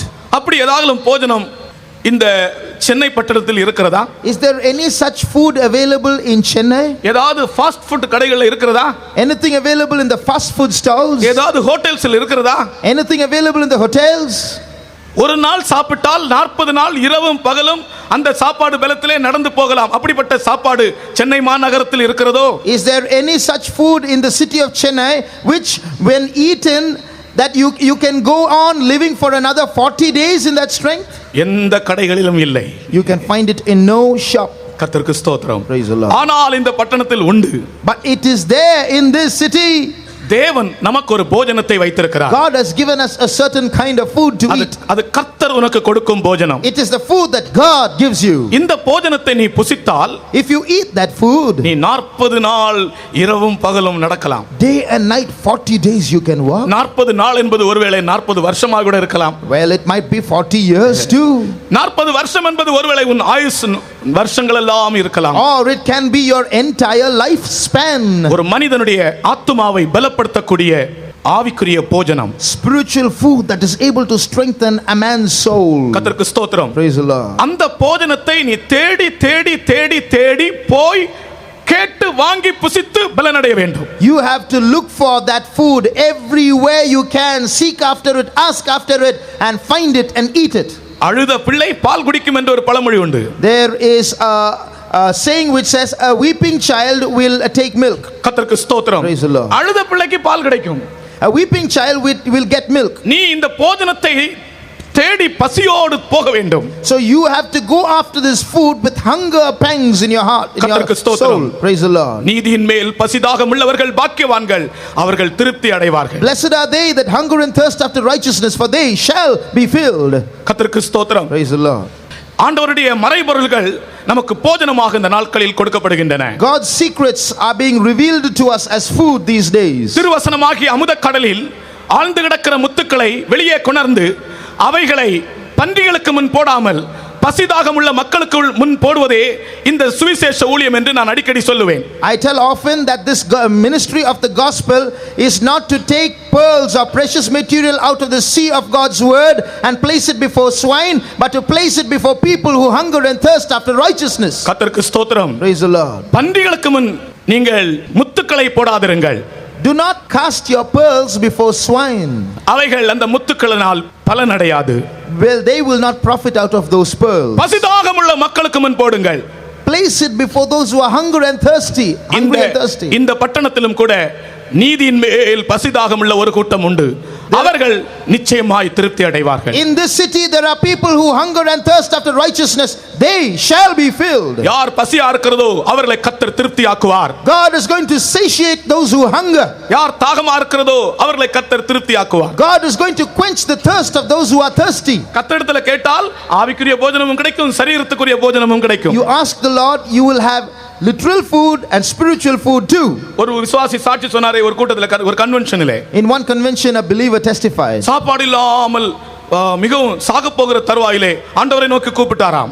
He called out to God because he was so hungry he was going to die. வனாந்தரமான இடம். In a desert place. அவர் ஜெபம் பண்ணி கண் திறந்து பார்க்கும்போது ஒரு தூதன் ஒரு பாத்திரம் நிறைய சூடு பிரியாணியும் கையில ஒரு பெப்சி பாட்டிலும் கொண்டு வந்து கொடுத்தானாம். He said as he opened his eyes after prayer he saw an angel standing before him with hot biryani in a platter and a bottle of Pepsi. நான் சொன்னேன் இந்த சாட்சியை பெப்சி கம்பெனிக்காரன் கேட்டால் விட மாட்டானே. I said if the Pepsi company people hear this testimony they will not let him go. ஏனென்றால் தேவதூதனே கொண்டு வந்தது பெப்சி தான் என்று அவன் பறைசாற்றி விடுவான். Because he will start advertising the angel has brought Pepsi. கர்த்தருக்கு ஸ்தோத்திரம். Praise the Lord. பிரியமானவர்களே, ஆண்டவர் நமக்கு சரீரத்துக்கும் ஆத்துமாவுக்கும் கருத்தாய் இருக்கிறார். நமக்கு அவசியமானதை தருவார். Beloved, God is so concerned with our soul and spirit and body and he will give us what is needful. எலியாவுக்கு ஒரு போஜனம் வைக்கப்பட்டது. Elijah had food for him. சூடான போஜனம், hot bread. தூதன் கொண்டு வந்த போஜனம். The angel brought it. அது எந்த மனித கைகளும் ஆயத்தமாக்கின போஜனம் அல்ல. It was not made by man's hands. மனித கைகளினாலே ஆயத்தமாக்கப்படாத ஒரு போஜனத்தை ஆண்டவர் உனக்காக ஆயத்தமாக்கி வைத்திருக்கிறார். God has kept for you food that is not made by man's hands. இந்த போஜனம் புசித்தால் தான் இந்த பலிபீடத்தை நீ கட்ட முடியும். You can build this altar only after eating this bread. அடுத்த மகிழ்ச்சியின் அடுத்தபடி, the next aspect of strength. நாம் எப்படி பலன் அடைய முடியும்? How can we be made strong? கர்த்தருக்குள் மகிழ்ச்சியா இருப்பதனால் பலன் அடைய முடியும். By being joyful in the Lord we can be strong. கர்த்தருக்குள் மகிழ்ச்சியா இருப்பதே நம்முடைய பலன். Joy of the Lord is our strength.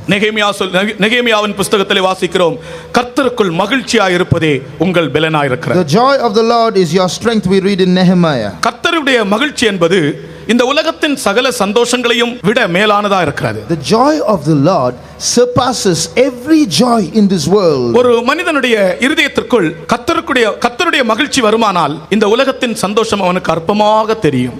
If the joy of the Lord fills a man's heart, all the joys of this world become vile. அந்த மகிழ்ச்சி நமக்கு பலனா இருக்கிறது. And that joy makes us strong. ஆகையால் தான் அடிக்கடி நாம் பரிசுத்த ஆவியினாலே நிரம்பி சந்தோஷப்பட்டு பாட்டுகள் பாடி மகிழ்ச்சி அடைந்து பலனடைய வேண்டும். That's why all too often we have to sing songs and rejoice in the Holy Spirit and receive the joy of the Lord and thus be made strong. கர்த்தருக்கு ஸ்தோத்திரம். Praise the Lord. ஒரு பலவீனமான சூழ்நிலை உனக்கு ஆத்மாவில் ஏற்படும் போது ஆண்டவருடைய பாட்டுகளை பாடி ஆண்டவருடைய வசனங்களை வாசித்து தியானித்து பரிசுத்த ஆவியினால் நிரம்பி அந்நிய பாஷைகள் பேசி மகிழ்ச்சி அடைந்து ஆத்மாவிலே பலனடைய வேண்டும். When you encounter a weakening situation in your soul, you should meditate on the word of God, sing songs, get filled in the Holy Spirit and be made strong in the soul. பரிசுத்த ஆவியினுடைய அபிஷேகத்தில் நிறையும் போது அந்த சந்தோஷத்தில் ஒரு பலன் கிடைக்கிறது. When you get filled in the Holy Spirit, in that joy you are made strong. பாட்டு பாடும்போது ஒரு மகிழ்ச்சி உண்டாகிறதில் பலன் கிடைக்கிறது. When you sing songs, there is a joy and therefore a strength. ஸ்தோத்திரம் செய்யும்போது ஒரு பலன் கிடைக்கிறது. When you praise God, there is a strength. இதெல்லாம் கர்த்தருக்குள் உள்ள மகிழ்ச்சிகள். This is joy in the Lord. நீங்கள் அழ வேண்டாம். Don't weep. மகிழ்ச்சியா இருப்பதே உங்கள் பலன். Being happy is your strength. யாராகிலும் இந்த இடத்தில் துக்கத்தோடு வந்திருந்தால், if there is anyone here who is sad, நீங்கள் துக்கப்பட வேண்டாம் என்று கர்த்தருடைய வசனம் சொல்லுகிறது. the word of God says, don't be sad. நீங்கள் மகிழ்ச்சியா இருங்கள், அதுவே உங்கள் பலனா இருக்கிறது. Be joyful, that is your strength. அடுத்தது Next. நம்முடைய பலத்தின் இன்னொரு படி, another aspect of our strength, அமெரிக்கையும் நம்பிக்கையும். quietness and confidence. நம்முடைய நம்பிக்கை என்ன? What is our confidence, our hope? வருகைதான் நம்முடைய நம்பிக்கை. Our hope is the coming of the Lord. என் இயேசு வருவார், அவரை நான் காண்பேன், அதுதான் நம்முடைய நம்பிக்கை. My Jesus will come and I will see him, that's my hope. ஒருவன் தன்னுடைய வாழ்க்கையை வருகை நம்பிக்கையால் நிரம்பி அவன் ஜீவிக்கும் போது வாழ்க்கையிலே அவன் பலன் உள்ளவனாக இருக்கிறான். When a man lives his life with such a hope of the coming of the Lord, he is strong. இப்படியே நம்முடைய பலத்தின் அனுபவங்களை நாம் வித்தியாசமாக சொல்லிக்கொண்டே போகலாம். This is how we can expand on the various areas and how we can be made strong in life. இந்த மம்ரே எப்ரோனில் இருக்கிறது. This memory is in Hebron. Hebron பரிசுத்தவான்களின் ஐக்கியம். Hebron is the fellowship of the saints. நீ பரிசுத்தவான்களோடு ஐக்கியமாய் சபையோடு ஐக்கியமாக இருந்தால் இப்பொழுது நான் சொன்னதான அத்தனை பலனும் உனக்கு கிடைக்கும். If you are in fellowship with the saints or in the church, then you can receive all these strengths that were mentioned just now. கர்த்தருக்கு ஸ்தோத்திரம். Praise the Lord. இந்த பலத்திற்காக நம்முடைய கரங்களை உயர்த்தி ஒரு அல்லேலூயா சொல்லுவோம். With hands lifted up, let's say Hallelujah. hallelujah for the strength. அல்லேலூயா. இப்பொழுது இரண்டாவது ஒரு முறை நம்முடைய அல்லேலூயா பலவான்களின் அல்லேலூயாவா இருக்கட்டும். Now our next hallelujah should be the hallelujah of the strong. பலவான்கள் ஒரு அல்லேலூயா சொல்லுவோம். அல்லேலூயா. Hallelujah. கர்த்தருக்கு ஸ்தோத்திரம். Praise the Lord. அடுத்ததாக ஆபிரகாம் பலவிதமான பலிகளை ஒரே சமயத்தில் செலுத்தின ஒரு பலிபீடம். Next, there is an altar built by Abraham where he built all different kinds of sacrifices. இந்த பலிபீடத்தில் இந்த இடத்திலே In this place, ஆபிரகாமிடத்தில் கர்த்தர் சொல்லுகிறார், சில மிருகங்களையும் சில பறவைகளையும் கொண்டு வரும்படியாக. God tells Abraham to bring some animals and some birds. இந்த படத்தை பாருங்கள். Look at this picture. சில மிருகங்களையும் சில பறவைகளையும் கொண்டு வரும்படியாக சொன்னார். God asks him to bring some animals and some birds. Abraham கொண்டு வந்த மிருகங்களும் பறவைகளும் நியாயப்பிரமாண காலத்திலே மோசேக்கு பிரமாணம் கொடுத்த பிற்பாடு அதை நாம் பார்க்கும்போது அதிலே மொத்தம் 4 விதமான பலிகள் அடங்கி இருக்கின்றன. Now when we compare these animals that Abraham brought with the animals that were asked to be brought after the law was given to Moses, we see that all these animals of sacrifice come under four categories. பாவ நிவாரண பலி, Sin offering, குற்ற நிவாரண பலி, trespass offering, சமாதான பலி, peace offering, இன்னொரு பலி சர்வாங்க தகன பலி, burnt offering. இந்த 4 பலிகளும் இதற்குள் இருக்கிறது. These 4 offerings are there within this. இதை எதற்காக தேவன் இதை கொண்டு வரும்படியாக சொன்னார்? Why did God ask him to bring this? அந்த கேள்வியை நான் உங்களுக்கு கேட்கிறேன் இப்பொழுது. எதற்காக தேவன் இதை கொண்டு வரும்படியாக அந்த வசனத்தை வாசிப்போம். I put this question to you now. Why did God ask him? Read that verse. 15ஆம் அதிகாரம் Genesis chapter 15 9ஆம் வசனம். verse 9. அதற்கு அவர் 3 வயது கிடாரியையும் 3 வயது வெள்ளாட்டையும் 3 வயது ஆட்டுக்கடாவையும் ஒரு காட்டுப்புறாவையும் ஒரு புறா குஞ்சையும் என்னிடத்தில் கொண்டு வா என்றார். And he said unto him, Take me an heifer of 3 years old, and a she goat of 3 years old, and a ram of 3 years old, and a turtle dove, and a young pigeon. எதற்காக இந்த பலிகளை ஆண்டவர் கொண்டு வர சொல்லுகிறார்? Why does God ask him to bring these offerings? இதுவரைக்கும் பலி செலுத்தின பலிபீடங்களில் எல்லாம் ஆண்டவர் கொண்டு வர சொல்லவில்லை, அவர்களே செலுத்தினார்கள். இங்கே ஆண்டவர் கொண்டு வர சொல்லுகிறார். In the altars mentioned till now, God did not ask them to bring any offerings. They brought the offerings, but here God takes the initiative to ask them to bring the offerings. எதற்காக கொண்டு வர சொன்னார்? Why did he do that? ஆபிரகாமோடு ஒரு உடன்படிக்கையை புதுப்பிக்க ஆண்டவர் விரும்பினார். God wanted to renew his covenant, a covenant with Abraham. அதாவது இங்கே செலுத்தப்பட்ட பலியிலே ஆபிரகாம் நெருப்பு கொளுத்தவில்லை, அவன் அந்த பலியை கொண்டு வந்து வைக்க வேண்டும், அந்த துண்டங்கள் நடுவாக ஆண்டவர் கடந்து போக வேண்டும், அப்பொழுது ஆண்டவர் அவனோடு உடன்படிக்கை புதுப்பித்திருக்கிறார் என்று அர்த்தம். Here we see that Abraham does not light any fire. He only has to bring the sacrifice and cut it in pieces and place it on the altar. The presence of God will pass between those pieces, which means God is making a covenant with Abraham. ஆண்டவர் ஆபிரகாமோடு ஒரு உடன்படிக்கையை புதுப்பிக்க விரும்புகிறார். God wants to renew a covenant with Abraham. உடன்படிக்கையை உறுதிப்படுத்த விரும்புகிறார். Or he wants to establish that covenant. ஆண்டவர் சொன்னது போல இவன் அனைத்து பலிகளையும் கொண்டு வந்தான். As the Lord told him, he brought all those sacrifices. மிருகங்களை துண்டமாக துண்டித்து வைத்தான். And he cut the animals in pieces. ஆனால் என்ன சம்பவித்ததோ தெரியவில்லை, பறவைகளை அவன் துண்டிக்கவில்லை, அப்படியே வைத்து விட்டான். But he did not divide the birds into two, he just placed them there. அங்கே ரெண்டு காரியங்கள் சம்பவித்தன. Two things happened there. ஆகாயத்திலிருந்து பறவைகள் இறங்கின. Birds came down from above, from the sky, upon those pieces. ஆகாயத்திலிருந்து பறவைகள் அந்த உடல் மேல் இறங்கின. உடல் என்று சொன்னால் துண்டங்கள் வெட்டாமல் வைத்திருந்தானே, அந்த உடல் மேல் இறங்கின. The fowls came down on the carcasses, or the undivided birds. அடுத்தது ஆபிரகாமின் மேல் அயர்ந்த நித்திரையும் திகிலும் காரிருளும் இறங்கியது. Secondly, deep sleep, a horror and great darkness fell upon Abraham. நான் திரும்பவும் சொல்லுகிறேன், I say it again. இவன் துண்டிக்காமல் வைத்திருந்தானே அந்த உடல்கள் மேலே ஆகாயத்து பறவைகள் இறங்கின. The bodies of those sacrifices or offerings that were not divided, the birds of the air, they came and descended upon those carcasses. பறவைகள் அந்த உடல்கள் மேல் இறங்கியது, ஆபிரகாமின் மேலே திகிலும் காரிருளும் அயர்ந்த நித்திரையும் இறங்கியது. The birds descended, fell upon those carcasses, and great deep sleep and horror and great darkness fell upon Abraham. இதில் முதலாவது சம்பவித்தது, இவன் நடுவாக துண்டிக்காமல் வைத்திருந்த பறவைகள் மேலே, அந்த உடல்கள் மேலே ஆகாயத்து பறவைகள் இறங்கின. இந்த படத்தில் பாருங்க. The first thing that happened is those birds descended on those undivided carcasses. Look at the picture. ஆகாயத்திலிருந்து அக்கினி இறங்குவதற்கு பதிலாக ஆகாயத்திலிருந்து பறவைகள் இறங்குகின்றன. அவன் துண்டிக்காமல் வைத்திருந்ததான உடல்கள் மேலே. Instead of fire descending from the skies to consume the sacrifices, birds descend to consume the carcasses or undivided offerings. இந்த பறவைகள் பிசாசு அல்லாமல் இது வேற ஒன்றும் இல்லை. உன்னுடைய குடும்பங்களிலே சில பிசாசின் ஆவிகள் இறங்குகிறது, நீ என்ன செய்ய வேண்டும்? These birds are nothing but a type of the devil himself. Some evil spirits are descending on your family. What should you do? முதலாவது அதற்கு காரணம் என்ன என்று கண்டுபிடிக்க வேண்டும். First of all, find out the reason for it. ஏதோ ஒன்றை நீ செய்ய வேண்டிய விதத்தில் செய்யவில்லை, அவ்வளவுதான். Something that you have not done in the way it ought should be done. ஏதோ காரியத்தில் ஆவிக்குரிய விஷயத்தில் செய்ய வேண்டிய விதத்தில் நாம் செய்யாமல் தவறும்போது அந்த இடத்தில் அக்கினிக்கு பதிலாக ஆகாயத்து பறவை இறங்குகிறது. When we falter in doing something the right way spiritually, the fowls of the air descend in that place. ஆனால் அங்க என்ன நடந்தது பாருங்க. But what happened there? Abraham எழும்பி அவைகளை துரத்தினான். Abraham got up and started chasing those birds away. கர்த்தருக்கு ஸ்தோத்திரம். Praise the Lord. ஆகாயத்திலிருந்து இறங்குனது கழுகாகத்தான் இருக்கும். It must have been the vultures or eagles that descended from the skies. கழுகுகளை சாதாரணமாய் துரத்த முடியாது. Now you can't easily chase away eagles. ஆனால் அந்த சமயத்திலே ஆபிரகாமுக்கு எங்கிருந்தான் பலன் வந்ததோ தெரியாது.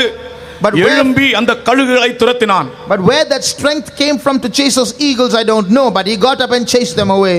பெங்களூர்ல நம்முடைய ஃபெய்த்தோம் காம்பவுண்டுக்குள்ளே திடீரென்று ஒரு 100 கழுகுகள் 100க்கு மேல் இருக்கும். எங்கிருந்தோ வந்து விட்டன. One day in our Bangalore faith home, in the compound within, about 100 eagles descended suddenly. எல்லாரும் வந்து பார்த்தார்கள். It was a sight for sore eyes. அது பக்கத்திலே போகவே பயமாக இருக்கிறது. No one could approach that place. அப்ப நான் நினைத்தேன் ஆபிரகாம் அவைகளை துரத்தினான் என்று எழுதப்பட்டிருக்கிறது. And it is said here Abraham chased them away. எப்படி துரத்தி இருப்பான் இவைகளை? How would he have chased them away? ஆனால் ஆபிரகாம் எழும்பி துரத்தினான். But Abraham got up and chased them away. எழும்புங்கள், எழும்புங்கள். Get up, rise up. முழங்காலில் நில்லுங்கள். Stand on your knees. உன்னுடைய வீட்டின் மேல் இறங்குற பறவைகளை நீங்கள் துரத்துங்கள். Stand on your knees and chase away those birds descending on your house. உன்னுடைய ஜீவியத்தின் மேல் இறங்குற பறவைகளை நீங்கள் துரத்துங்கள். எழும்பி Chase away those birds descending on your life. உன்னுடைய பிள்ளைகள் மேல் இறங்குற பறவைகளை துரத்துங்கள். Chase away those birds descending on your children. உன்னுடைய ஆவிக்குரிய ஜீவியத்தை தொலைக்க வருகிறதான அனைத்து பறவைகளையும் நீங்கள் எழும்பி ஆபிரகாமை போல் துரத்துங்கள். Rise up and like Abraham chase away those birds that are trying to ruin your life. Hallelujah, hallelujah, Hallelujah. Hallelujah. Hallelujah. துரத்துங்கள் எழும்பி. Rise up and chase them away. வேறு வழி இல்லை. There is no other way. ஃபெய்த்தோமுக்கு நீ 10 முறை phone பண்ணாலும் அந்த பறவைகள் போகாது. You can't phone the faith home 10 times to chase those birds away. நீ எழும்பி முழங்காலில் நின்று அதை துரத்து. You stand on your knees and chase them. நீ உன்னுடைய பலியை சாப்பிட வந்த பறவை அது. They are birds that have come to eat your sacrifice. அக்கினி இறங்கி பட்சிப்பதற்கு பதிலாக அவைகளை பட்சிக்கும்படியாய் வந்த பறவைகள் இவைகள். Instead of those sacrifices being eaten up by the flames, they are being eaten up by birds. எந்த இடத்திலே ஒரு தவறு விட்டாயோ அந்த தவறை உணர்ந்து நீ முழங்காலில் நின்று நீயே துரத்த வேண்டும் அந்த பறவை. Have you faltered in a certain place? Rise up and rectify that place, that thing, and you chase those birds away. இப்பொழுது பறவைகள் ஓடிவிட்டன. Now these birds are gone. Abraham காத்துக்கொண்டே இருக்கிறார். Abraham was watching. திடீரென்று என்ன நடந்தது? Suddenly what happened? சூரியன் அஸ்தமித்து விட்டது. The sun set. ஐயோ சூரியனே, நான் பலி செலுத்த வந்தேன், எனக்கு இப்பொழுது வெளிச்சம் இல்லை, நீ மறைந்து விட்டாயே. சூரியனே கொஞ்சம் நில்லு என்று அங்க சொன்னால் சூரியன் சொல்லும், என்னுடைய சமயத்தில் நான் மறைந்து விடுகிறேன். Oh son, I came here to offer a sacrifice and you are hiding. Please stay out for some time. The sun will say, my time is over, I will descend. சூரியன் மறைந்து விட்டது. The sun set. இதுபோல எத்தனையோ சந்தர்ப்பங்களில் உன்னுடைய வாழ்க்கையிலே ஒரு இருள் சூழ்ந்த சந்தர்ப்பம் ஏற்பட்டதை நீ இப்பொழுது உணர்கிறாயோ? Do you realize now why on so many occasions a darkness has descended upon your life? பலிபீடத்தில் இருக்கிற அக்கினியினுடைய வெளிச்சமாகலும் இருக்கும் என்றால் இந்த பலிபீடத்தில் அக்கினி இல்லையே. Expecting at least the light of the flame on the sacrifice to light up the place, there was no flame there at all. தேவன் அக்கினி கொளுத்த சொல்லவில்லையே. God didn't ask him to light a fire. பரலோகத்தில் இருந்து அக்கினி வந்தால் ஒழிய இந்த பலிபீடத்திலும் அக்கினி இல்லையே. And there is no light in this fire, no fire in this altar unless the fire comes from heaven. சூரியனே, சூரியனே கொஞ்சம் நில்லு. Oh son, will you not wait for some time? என்னுடைய பலியிலே வானத்திலிருந்து அக்கினி வரும் வரைக்கும் நீ நில்லு. Will you not wait till the fire comes from heaven? அவன் சொல்லவும் இல்லை, சூரியன் நிற்கவும் செய்யாது. He did not say it, and the sun is not going to wait anyway. எத்தனையோ சந்தர்ப்பங்களில் இது போல சூரியன் அஸ்தமித்த வேளைகள் உங்களுடைய வாழ்க்கையிலே உணர்கிறீர்களா? Have you noticed the sun setting on many occasions in your life? வைக்கப்பட்ட பலியின் மேல் அக்கினி இறங்கவும் இல்லை, வானத்திலிருந்து வந்த வெளிச்சம் நின்று விட்டதே என்று ஏங்கினதான எத்தனையோ சந்தர்ப்பங்கள் உண்டு. So many situations you have said the fire did not descend from heaven, and even the sun, even the light of the sky has ceased. சூரியன் அஸ்தமித்த உடனே ஆபிரகாமுக்கு பெரிய ஆயந்த நித்திரை வந்தது. அந்த படத்திலே பாருங்கள், ஆபிரகாம் உட்கார்ந்து தூங்கிக் கொண்டிருக்கிறார். As soon as the sun set, Abraham fell asleep. அயர்ந்த நித்திரை வந்தது. Deep sleep came upon him. திகிலும் காரிருளும் அவனை சூழ்ந்து கொண்டது. Horror, fear and great darkness. அயர்ந்த நித்திரை என்பது ஆண்டவருடைய ஒரு சாபங்களில் ஒன்று. அருமையானவர்களே, Deep sleep is one of the curses of God, beloved. கன நித்திரையையும் காணாதிருக்கிற கண்களையும் கேளாதிருக்கிற செவிகளையும் நான் அவர்களுக்கு கொடுப்பேன் என்று ஆண்டவர் அவர்களை சபித்தார். The Lord cursed them, saying, I will command a deep sleep to come upon them, eyes that cannot see, ears that cannot hear. ஆபிரகாமுக்கு அயர்ந்த நித்திரை வந்தது. A deep sleep fell on Abraham. திகிலும் காரிருளும் வந்தது. Horror and great darkness. இந்த திகில், இந்த அயர்ந்த நித்திரை, இந்த காரிருள் இவைகள் எதை காண்பிக்கின்றன? This deep sleep and horror and great darkness, what do these show? இது என்ன? What is it? நான் அதில் விளங்கிக் கொண்டதை சொல்லுகிறேன். I will tell you what I derived from it. எத்தனையோ வருடங்களுக்கு பின்பு அவனுடைய சந்ததி அனுபவிக்க போகிற அடிமைத்தனத்தின் வேதனை தான் இந்த திகில், It is simply- இந்த காரிருள், இந்த அயர்ந்த நித்திரை. This deep sleep and horror and great darkness is simply a shadow of the pain that his generation or seed is going to go through many years later. உம்மை நிந்திக்கிறவர்களுடைய நிந்தைகள் உம்மை என்மேல் விழுந்தன. The reproaches of them that reproached thee are fallen on me.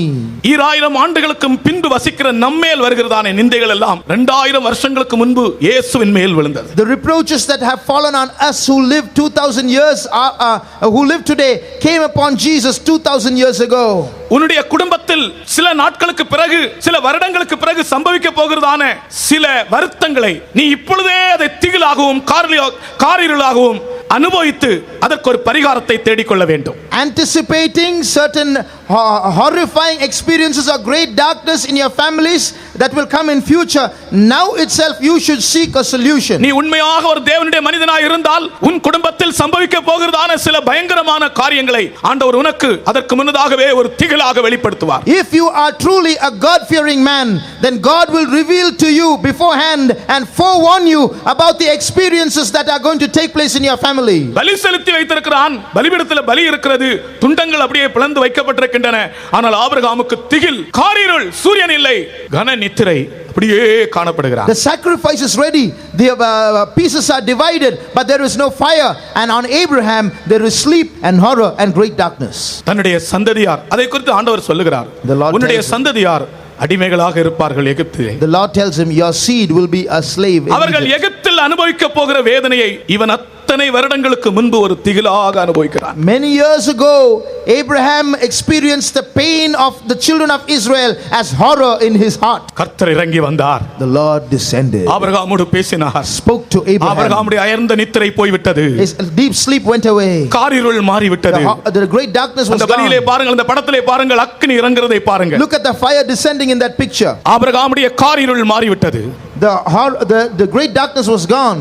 வானத்திலிருந்து தேவன் அக்கினியாய் அந்த துண்டங்கள் நடுவில் இறங்கினார். The Lord descended as fire from above amidst the pieces. கர்த்தருக்கு ஸ்தோத்திரம். Praise the Lord. அங்கே ஆபிரகாமோடு அவர் உடன்படிக்கை செய்கிறார். There God made a covenant with Abraham. உன் சந்ததியார் அடிமைகளாய் இருப்பார்கள், ஆனால் அவர்களை நான் விடுவிப்பேன், அவர்கள் புறப்பட்டு வருவார்கள். Your seed shall be a stranger as slaves, but I will deliver them and they will set out. வாசிங்கள் இந்த வசனத்தை. Read that verse. 15-17 15-17. சூரியன் அஸ்தமித்து காரிருள் உண்டான பின்பு இதோ புகைகிற சூடையும் அந்த துண்டங்களின் நடுவே கடந்து போகிற அக்கினி ஜுவாலையும் தோன்றின.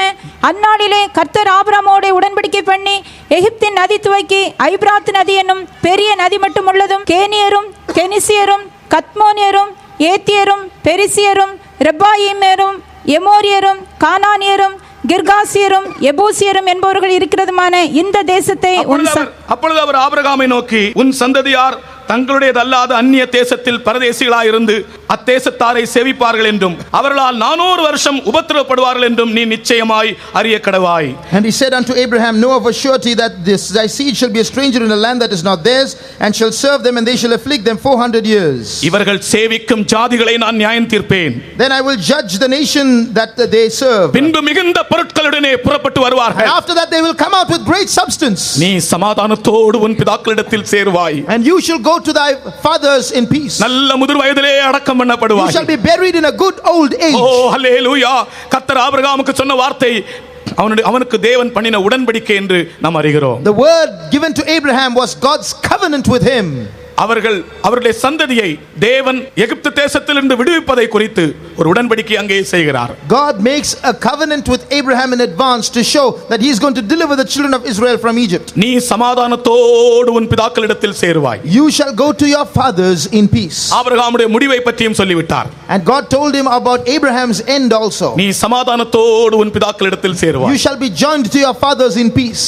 கர்த்தர் எப்படி ஆபிரகாமோடு இடைப்பட்டார் பாருங்கள். See how God dealt with Abraham. நீங்கள் ஆண்டவரோடு உடன்படிக்கை உள்ள ஜனமாக ஜீவிக்க வேண்டும் என்பதை இந்த பலிபீடம் காண்பிக்கிறது. The altar shows that we have to live as a people of a covenant with God. வாக்குத்தத்தம் பண்ணினவர் உண்மையுள்ளவர், வாக்கு மாறாதவர். He that is called is faithful and he will be unchanging in his promise. அவர் சொன்ன சொல்லை தவற மாட்டார். He will not go back on his word. தேவனோடு உனக்குள்ள வாக்குத்தத்தம் தான் உன்னுடைய உறுதி.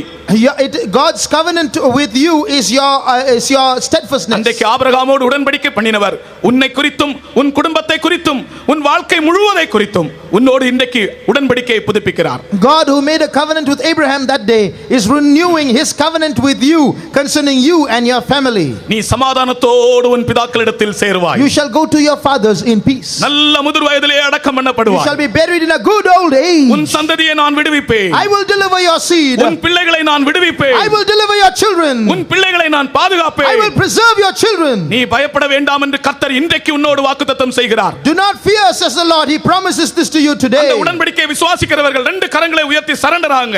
Such people raise up your hands and surrender to God.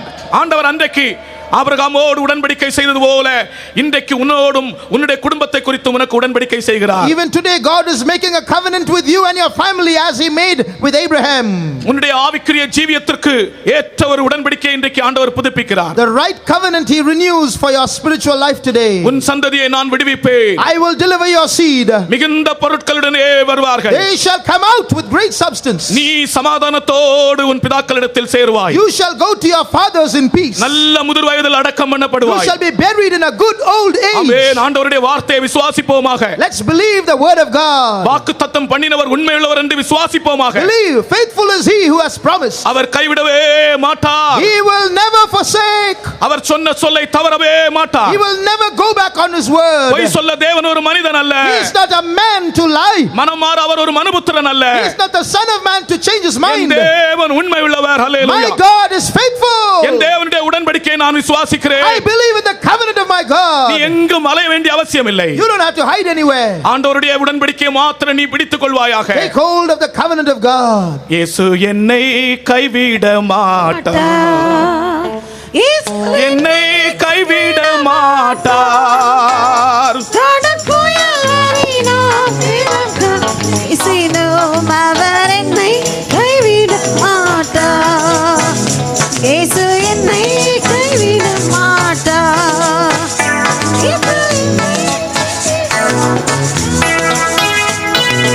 கடற்குயில் வரினும் வேதம் காற்று வீசினும் அவர் என்னை கைவிட மாட்டார். இன்னும் கொஞ்ச நேரத்திலே ஆபிரகாமின் கடைசி பலிபீடத்தை குறித்து நான் பேசி முடிப்பேன். I am going to speak in a short time about the last altar built by Abraham. ஆனால் இப்பொழுது இது போதாது. But this is not enough. ஆண்டவரோடு ஒரு உடன்படிக்கையை இந்த இடத்தில் நீங்கள் செய்துவிட்டு நீங்கள் திரும்பி போங்க. You must make a covenant now with the Lord and go back. சூரியனே நீ அஸ்தமித்து விட்டாயே. Oh sun, you have set. என்னுடைய வாழ்க்கை முழுதும் காரிருளாய் இருக்கிறதே. My life is plunged in darkness இதோ now. வானத்திலிருந்து ஒரு அக்கினி உனக்குள்ளே புறப்பட்டு வருகிறது. But a fire is coming down upon you from heaven உன்னுடைய வாழ்க்கையை வெளிச்சமாக்கும்படியாக, to make your darkness into light, உன் திகிலை மாற்றும்படியாக, to remove your horror, ஓ உன்னுடைய கன நித்திரையை மாற்றும்படியாக. to remove your deep sleep. இன்றைக்கு எத்தனையோ பேருக்கு முழங்கால் படியிட்டு ஜெபிக்க உட்கார்ந்தவுடனே அயர்ந்த நித்திரை வருகிறது. Many fall asleep when they get onto their knees to pray today. ஒரு பக்கத்திலே பறவைகள் இறங்குகின்றன. The birds descend on one ஒரு side, பக்கத்திலே அயர்ந்த நித்திரை இறங்குகிறது. great sleep on another side. பிரியமானவர்களே, உங்களுடைய அயர்ந்த நித்திரையை கர்த்தர் மாற்றப் போகிறார். But God is going to take away your deep sleep. யாருக்கெல்லாம் ஜெபிக்க முடியாதபடி அயர்ந்த நித்திரையா இருக்கிறீர்களோ ராக்காலங்களிலே அவர்களோடு கர்த்தர் பேசுகிறார். கர்த்தருடைய உடன்படிக்கையை புதுப்பித்துக் கொள்ளுங்கள், உங்களுடைய அயர்ந்த நித்திரை மாறிவிடும். All those who are not able to pray in the night, who are filled with sleep, the Lord is telling you, I am going to take away your deep sleep and give you a spirit of prayer. ஆபிரகாமின் அயர்ந்த நித்திரை அகன்று ஓடிவிட்டது. God, Abraham's deep sleep left him. ஆண்டவர் அக்கினியாய் ஆகாயத்திலிருந்து இறங்கி வந்தார். God descended on him as a great fire. இப்பொழுது நீங்கள் பாடும்போது இந்த மத்தியிலே நம்முடைய மத்தியிலே அந்த அக்கினி இறங்கும். Now as you sing, that fire is going to work. அவர் என்னை கைவிட மாட்டார். இயேசு என்னை கைவிட மாட்டார். கடும் புயல் வரினும் பெரும் காற்று வீசினும் அவர் என்னை கைவிட மாட்டார். இயேசு என்னை கைவிட மாட்டார். இயேசு என்னை கைவிட மாட்டார். கடும் புயல் வரினும் பெரும் காற்று வீசினும் அவர் என்னை கைவிட மாட்டார். ஹல்லேலூயா. ஒரு தடவை கூட நாம் பாடுவோம். நாம் பாடும்போது இந்த ட்ரம்மும் இந்த ட்ரம் எல்லாம் ஒன்றா இருக்க வேண்டும். All the drums should be synchronized when we sing. எல்லாருடைய கைத்தாளங்களும் ஓசையுள்ள கைத்தாளமா இருக்க வேண்டும். All claps should be with synchronism. இன்றைக்கு உன்னுடைய காரிருளை நீக்கும்படிக்கு, Today to remove your darkness, உன்னுடைய திகிலை நீக்கும்படிக்கு, to remove your fear, உன்னுடைய கனநித்திரையை மாற்றும்படிக்கு, to remove your deep sleep. இதோ ஆகாயத்திலிருந்து ஒரு அக்கினி இறங்கி வருகிறது. A fire is coming down from heaven. விளக்கப்பட்ட துண்டங்கள் நடுவாக கடந்து போகிறது. Pass through the pieces. ஆண்டவர் உடன்படிக்கையை உனக்காக புதுப்பிக்கிறார். God is renewing his covenant with you. பயப்படாதே தேவனுடைய பிள்ளையே. Fear not, O child of God. ஆண்டவரோடு உடன்படிக்கை செய்து கொள். Make a covenant with God. அமெரிக்காவோடு உடன்படிக்கை செய்வதை விட அது மேலானது. It's greater than making a covenant with America. உலக நாடுகள் அமெரிக்காவோடு உடன்படிக்கை செய்கின்றன. Today the world is making covenants with America. ஆண்டவரோடு செய்கிற உடன்படிக்கை அதை விட மேலானது. But it is superior to make a covenant with God. கைவிடவே மாட்டார். He will never leave us. திகில் மாறி போகும். Fear will go. கனநித்திரை மாறி போகும். Deep sleep will vanish. ஆமென். எல்லாரும் பாடுவோம். Let's all sing. இயேசு என்னை கைவிட மாட்டார். இயேசு என்னை கைவிட மாட்டார். கடல் புயல் வரும் காற்று வீசிடும் அவர் என்னை கைவிட மாட்டார். இயேசு என்னை கைவிட மாட்டார். இயேசு என்னை கைவிட மாட்டார். கடல் புயல் வரும் பெரும் காற்று வீசிடும் அவர் என்னை கைவிட மாட்டார். இயேசு என்னை கைவிட மாட்டார். இயேசு என்னை கைவிட மாட்டார். இயேசு கைவிட மாட்டார். கடல் புயல் வரும் பெரும் காற்று வீசிடும் அவர் என்னை கைவிட மாட்டார். இயேசு என்னை கைவிட மாட்டார். இயேசு என்னை உடன்படிக்கை பண்ணினவர் உண்மை உள்ளவர். கடல் புயல் வரும் வாக்குத்தத்தம் செய்தவர் உண்மை உள்ளவர். அவர் என்னை கைவிட கனநித்திரை மாட்டார். கடல் புயல் வரும் பெரும் காற்று வீசிடும் அவர் என்னை கைவிட மாட்டார். இபரகதர சிதப ஹதித சிலம் தினாயிட பல. பாயிட ரசப கதுல கராத ரம்சி ஆயிட பல. ஓ ரிபிஹ திரா கஷி ஆலபா. அநேக நாட்களாக உன் இருதயத்திலே ஒரு திகிலும் ஒரு காரிருளும் உன்னை சூழ்ந்து கொண்டே இருக்கிறது. There has been a great darkness and a horror gripping your heart for many days. நீ யாருக்கும் சொல்லாமல் அந்த திகிலையும் காரிருளையும் அனுபவித்துக் கொண்டே இருக்கிறாய். You are not telling anyone about it but experiencing it within you. இதோ இன்றைக்கு அதற்கு ஒரு பதில் உனக்கு But கிடைக்கிறது. today there is an answer for you. சூரியன் அஸ்தமித்தாலும் பரவாயில்லை. Never mind if the sun sets. வானத்திலிருந்து வருகிற அக்கினி உன்னுடைய காரிருளை நீக்கிவிட்டது. The fire from heaven has removed your darkness. Hallelujah hallelujah. Hallelujah. வானத்திலிருந்து இறங்கி வருகிற அக்கினிக்கு முன்பாக இந்த சூரியன் வெட்கப்பட்டு போகும். This sun will be ashamed before that fire that comes from heaven. இப்பொழுது நீ இந்த சூரியனோட பேச ஆரம்பித்து விடலாம். Now you can speak to the sun. சூரியனே நீ அஸ்தமித்து விட்டாயே. Oh sun, you have set. ஆனாலும் பரவாயில்லை. Never mind. இதோ வானத்திலிருந்து ஒரு அக்கினி என்னை சந்தித்திருக்கிறது. A fire has visited me from heaven. என்னுடைய குடும்பத்தில் உள்ள அந்தகாரம் எல்லாம் The நீக்கப்பட்டிருக்கிறது. darkness in my family is gone. ஆண்டவர் என்னோடு உடன்படிக்கையை புதுப்பித்திருக்கிறார். God has renewed his covenant with நான் me. விசுவாசிக்கிறேன். I believe. என்னுடைய திகில் மாறும். My fear will go. என்னுடைய பயம் மாறும். My fear, trembling will go. என்னுடைய கலக்கம் மாறும். My confusion will go. என்னுடைய ஆண்டவர் என்னை கைவிட My மாட்டார். God will not forsake N me. ஆண்டவர் என்னோடு உடன்படிக்கை செய்திருக்கிறார். He has made a covenant with me. அந்த உடன்படிக்கை மனிதன் பண்ணின உடன்படிக்கை போல அல்ல. It's not like a covenant of man. பரலோகத்தின் மாறாத உடன்படிக்கை. It's an unchanging covenant of அதை நான் heaven. விசுவாசிக்கிறேன். I believe it. நான் பயப்பட மாட்டேன். I will not fear. என் திகில் நீங்கிற்று. My trembling is என் பயம் gone. நீங்கிற்று. My horror is gone. என் கலக்கம் My நீங்கிற்று. confusion is gone. என்னுடைய புலம்பல் மாறிற்று. My lamentation is gone. என்னுடைய புலம்பல் ஆனந்த களிப்பாகி விட்டது. It's become an exclamation of joy.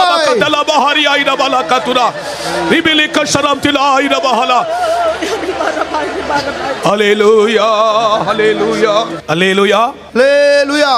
hallelujah.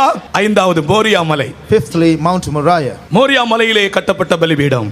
The altar built on Mount Moriah. இந்த படத்திலே பாருங்கள். Look in this picture. ஆபிரகாமுடைய விசுவாசத்தின் பரிபூரணத்தை இது காண்பிக்கிறது. This reveals the perfection of Abraham's faith. யாக்கோபு அப்போஸ்தலன் இந்த பலிபீடத்தை குறித்து சொல்லும்போது இது ஆபிரகாம் தன்னுடைய விசுவாசத்தை கிரியைகளினாலே பூரணமாக்கினான். அது அவனுடைய விசுவாசத்தின் பரிபூரணம். Referring to this altar, the apostle James says that the faith of Abraham was revealed in his works. That is the perfection of his faith. மோரேயில் அவன் பலிபீடம் கட்டும்போது அவனுக்கு இருந்த விசுவாசம் பெத்தேலுக்கும் ஆயீக்கும் நடுவே பலிபீடம் கட்டும்போது வளர்ந்தது. The faith that was in Abraham's life when he built an altar at Moriah grew when he built an altar between Bethel and Ai. அடுத்ததாக மம்ரேயில் கட்டும்போது அவனுடைய விசுவாசம் பலனடைந்தது. When he built an altar at Mamre, his faith was even more strengthened. அடுத்ததாக ஆண்டவர் அவனோடு உடன்படிக்கை பண்ணினபோது இன்னும் அவன் உறுதிப்பட்டான். And then when he made a covenant with God, and on the next altar he was more established in faith. கர்த்தருக்கு ஸ்தோத்திரம். Praise the Lord. இப்பொழுது பாருங்கள், கத்தியை கையில் ஏந்திக்கொண்டு மோரியா மலையிலே நின்று கொண்டிருக்கிறான் இந்த ஆபிரகாம் விசுவாசத்தின் பூரணனாக. Here is a man now standing with knife in hand, standing to offer the sacrifice as a man perfect in faith. உலகத்திற்கும் உலக நாகரிகத்திற்கும் முற்றிலும் வித்தியாசமான ஒரு ஜீவியம். A life totally different from the world and the fashions of this world. இன்றைக்கு அமெரிக்க நாட்டில் இந்த Abraham இருந்திருந்தால் இவனுக்கு மரண தண்டனை தான் கொடுத்திருக்கும் America. If Abraham was living in America today, he would have been issued a death sentence for what he did. தன்னுடைய சொந்த மகனையே கொலை செய்யும்படியாய் கத்தி வாங்கின துரோகியை ஆயுள் தண்டனையிலே அவனை சிறையில் அடையுங்கள் என்று சொல்லும் உலக நாடுகள். The nations of this world would have sentenced him to life imprisonment for being a traitor to his own son. பெற்ற பிள்ளைகளை திட்டவே கூடாது, பெற்ற பிள்ளைகளை கடிந்து கொள்ளவே கூடாது என்ற காலத்தில் இந்த நாட்களில் ஜீவித்துக் கொண்டிருக்கிறோம். பெற்ற பிள்ளையை பலி செலுத்துகிறதான இந்த ஆபிரகாமை உலகம் என்ன சொல்லும் கவனித்து பாருங்க. When we are living in a world where we are not even allowed to scold our own children, what will that world say about this Abraham? உலகத்தின் நாகரிகத்திற்கும் உலகத்தின் கலாச்சாரத்திற்கும் முற்றிலும் வித்தியாசமான ஒரு கிரியையை மோரியா மலையிலே இவன் செய்தான். On Mount Moriah he did something totally different from the fashions and the philosophies of this world. Moriah என்ற அந்த பெயரின் அர்த்தம் யெகோவா தெரிந்து கொண்ட என்று பொருள். The meaning of the word Moriah means God chose. Jehovah தெரிந்து கொண்ட, யெகோவா Chosen by God. கர்த்தருக்கு ஸ்தோத்திரம். Praise the Lord. மோரியா என்கிற அந்த இடம் கர்த்தரால் தெரிந்து கொள்ளப்பட்ட இடம். It is a place chosen by God. உன்னுடைய தெரிந்து கொள்ளுதல் கர்த்தருடைய தெரிந்து கொள்ளுதல் தானா என்று நீ கவனிக்க வேண்டும். You have to find out if what you have chosen is chosen by God. கர்த்தர் தெரிந்து கொண்ட இடத்திற்கு அவன் போனான். He went to a place chosen by God. ஆபிரகாமுடைய வாழ்க்கையிலே எப்போதும் அவனுடைய செலக்ஷன் தன்னுடைய சொந்த செலக்ஷன் அல்ல, ஆண்டவருடைய செலக்ஷன் தான் இவனுடைய selection. In Abraham's life he never made his own choices. He always chose what God chose. கர்த்தருக்கு ஸ்தோத்திரம். Praise the Lord. எந்த காரியத்தை நீ தெரிந்து கொண்டாலும் அது ஆண்டவருடைய தெரிந்து கொள்ளுதலாய் இருக்க வேண்டும். Whatever you choose in your life, whatever you opt for, it should be God's choice. ஒரு பொருள் வாங்கினாலும் கூட நாம் அதை தெரிந்து கொண்டு நம்முடைய விருப்பத்திற்கு ஏற்றபடி வாங்குகிறோம். அது இயல்பு, அது மரபு. ஆனால் அதோடு சேர்ந்து தேவன் இதை தெரிந்து கொண்டாரா என்றும் நினைக்க வேண்டும். Now when we buy something, we choose, but it is natural, but we should find out if this is what God chooses, what we finally choose. துணி கடைக்கு போகிறோம், நமக்கு இஷ்டமான நமக்கு ஒரு துணி தான் வேண்டும், ஆனால் பல துணிகளை அவன் நமக்கு முன்பே எடுத்துடுகிறான். மாற்றி பார்க்கிறோம், தெரிந்து கொள்கிறோம். ஆனால் ஒரு காரியம் நாம் நினைக்க வேண்டும், ஆவிக்குரியவர்கள், நாம் எந்த பொருளையோ அல்லாவிட்டால் எந்த காரியத்தை தெரிந்து கொள்கிறோமோ அதை தேவன் தெரிந்து கொண்டிருக்கிறாரா, அது மோரியா தானா என்று பார்க்க வேண்டும். விசுவாசத்தில் பூரணமடைகிறவர்களுக்கு மாத்திரம் இந்த study. Now this study is only for those who are perfect in faith. When you go to a cloth shop, you bring the whole shop down before you make your final choice. Whatever is your choice, you must remember, is that Moriah? Is it God's choice? நடந்த ஒரு சம்பவத்தை உங்களுக்கு சொல்லுகிறேன். I will tell you something that really took place. ஒரு விசுவாசி சகோதரி இதுபோல sorry வாங்கும்படியாக போனார்கள். Once a believer sister went to buy a sari. பெரிய பணக்காரி, very rich woman. புருஷனும் மனைவியுமாக போனார்கள். Husband and wife went. எவ்வளவோ நேரம் அவர்கள் தெரிந்து கொண்டு செலக்ட் பண்ணி ஒரு அருமையான சாரி வாங்கி கொண்டு வந்தார்கள். Spent a lot of time on selecting and finally got a very good sari. கர்த்தருக்கு ஸ்தோத்திரம். Praise the Lord. வீட்டிலே வந்தபோது கர்த்தர் பேசினார், மகளே இது நான் தெரிந்து கொண்டது அல்ல என்று பேசினார். When she came home, the Lord told her, this is not what I chose, my daughter. அவர்கள் அதை உபயோகிக்கவே இல்லை. And then she did not use it.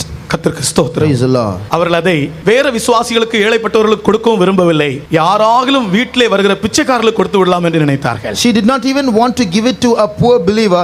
She wanted to give it to some beggar who came home. அப்படி அதை கொடுத்து விட்டார்கள். And she did it. நடந்தது என்ன தெரியுமா? You know what happened? ஒரு மாதம் 1.5 மாதத்திற்குள்ளே அந்த சகோதரி விசுவாசத்திலே தன் ஓட்டத்தை முடித்தார். After about a month and a half, that woman, she completed her race in faith. விசுவாசத்தில் பரிபூரணம் அடைகிறவர்களுடைய மார்க்கத்தை பாருங்கள் பிரியமானவர்களே. Look at the way of those who attain perfection in faith. Moriah என்றால் தேவனால் தெரிந்து கொள்ளப்பட்ட என்ற அர்த்தம். Moriah means chosen by God. தேவனுடைய தெரிந்து கொள்ளுதலே நம்முடைய தெரிந்து கொள்ளுதலாய் இருக்கட்டும். Let God's choice be our choice. அடுத்ததாக ஒரு நாள் வழக்கம் போல ஆபிரகாமே என்று ஒரு சத்தம். One day, as usual, he heard a voice. Abraham. இது ஒரு வழக்கமான சத்தம் தான். This is that usual voice. இது ஒரு புதிய சத்தம் அல்ல. Nothing new about it. ஆபிரகாமே என்று அழைத்த சத்தம் ஒரு புதிய சத்தம் அல்ல. Abraham, that voice was not a new voice. கூப்பிடும்போது இதோ அடியேன் என்று சொன்னான். He says, behold, here I am. எப்பொழுது ஆண்டவர் கூப்பிட்டாலும் இதோ அடியேன் என்று சொல்லுவான் Abraham. So it was customary for Abraham to say, Lord, here I am, when God called him. இதுதான் நம்முடைய பதிலாகவும் இருக்க வேண்டும். This should be our response too. ஆண்டவர் கூப்பிடும்போது ஆதாமை போல எங்கேயோ இருக்க கூடாது. When God calls you, we should not be somewhere hiding like Adam. ஆதாமே நீ எங்கே இருக்கிறாய் என்று கேட்டார். God asked Adam, Adam, where are you? ஆண்டவருக்கு அவன் இருக்கிற இடம் தெரியாததனால அல்ல. It's not because God did not know where he was. அதனுடைய அர்த்தம் என்ன தெரியுமா? You know what is the meaning? ஆதாமே நீ எங்கே இருக்க வேண்டியவன் எங்கே இருக்கிறாய்? அதான் அதனுடைய முழு பொருள். Adam, do you know where you are supposed to be and see where you are now? That's what it means. ஆதாமே நீ எங்கே இருக்கிறாய்? Adam, where are you? ஆனால் ஆபிரகாமை அழைக்கும் போதெல்லாம் இதோ அடியேன் என்று சொல்லுவார். But whenever God called Abraham, Abraham said, here I am. இந்த வேத பாடத்திலே நான் சொல்லுற கர்த்தருடைய ஆலோசனை நாமும் கூட ஆண்டவருக்கு முன்பாக இதோ அடியேன் என்று சொல்ல வேண்டும். The counsel of God I give to you through this Bible study is that we should respond the same way. Lord, here I am. சத்தம் வழக்கமான சத்தம் தான். The same familiar voice. ஆனால் காரியமோ வித்தியாசமான காரியம். But what is announced is different. இதுவரைக்கும் ஆபிரகாமே உன்னை நான் ஆசீர்வதிப்பேன், உன் பெயரை பெருமைப்படுத்துவேன், உன்னை நட்சத்திரங்களைப் போல ஆக்குவேன், உன்னுடைய சந்ததியார் நட்சத்திரங்களைப் போல இருப்பார்கள், இப்படி எல்லாம் சொல்லும்படியாகத்தான் ஆபிரகாமே என்று கூப்பிடுவார். Till now, God called Abraham, and whenever he called Abraham, the Lord said, I will bless you, I will multiply you, I will make you like the stars of heaven, I will multiply your seed as the stars of heaven, and so on. ஆனால் இன்றைக்கோ ஆபிரகாமே என்று கூப்பிட்டவர் சொல்லுகிற காரியம் ஒரு முரண்பாடான காரியமாக. But today, the same God who called Abraham is calling for something totally different. உன் மகனை, உன் ஏகசுதனை நீ மோரியா என்னும் மலையிலே கொண்டு போய் பலி செலுத்துவாயாக. Take your son, your only son, and go and sacrifice him to me on Mount Moriah. Abraham சந்தேகப்பட்டிருப்பானா? Would Abraham have doubted? இது ஆண்டவருடைய சத்தம் தானா? Is this really God's voice? அல்லது இது என்னுடைய செவியிலே தொனிக்கிற ஒரு தொனியா? Or is it just some kind of sound in my ear? அனுகூலமான காரியங்களை சொன்னால் ஆண்டவருடைய சத்தம் தான் என்று விசுவாசிப்போம். இருதயத்திற்கு பிடிக்காத காரியங்களை சொன்னால் இது தேவ சத்தம் அல்ல என்று மறுதலித்து விடுவோம். இது இயல்புதானே? Is it not natural to say when things are in our favor, it is God's voice, and when things are against the desires of our heart, this is not God's voice? நம்முடைய மத்தியிலும் கூட யாராலும் தீர்க்க தரிசனம் சொல்லும்போது உன்னுடைய வாழ்க்கைக்கு அனுகூலமான தீர்க்க தரிசனமாய் இருந்தால் கர்த்தர் பேசுகிறார் என்று சொல்லுவாய். உன்னுடைய வாழ்க்கைக்கு விரோதமான ஒரு காரியமாய் இருந்தால் கர்த்தர் பேசுகிறார் என்று நீ சொல்ல மாட்டாய். Today if there comes a prophecy directed to you, if it's something that you like, you will say the Lord spoke to me. If it's something that you do not like, you will say no, it's not the Lord's voice for me.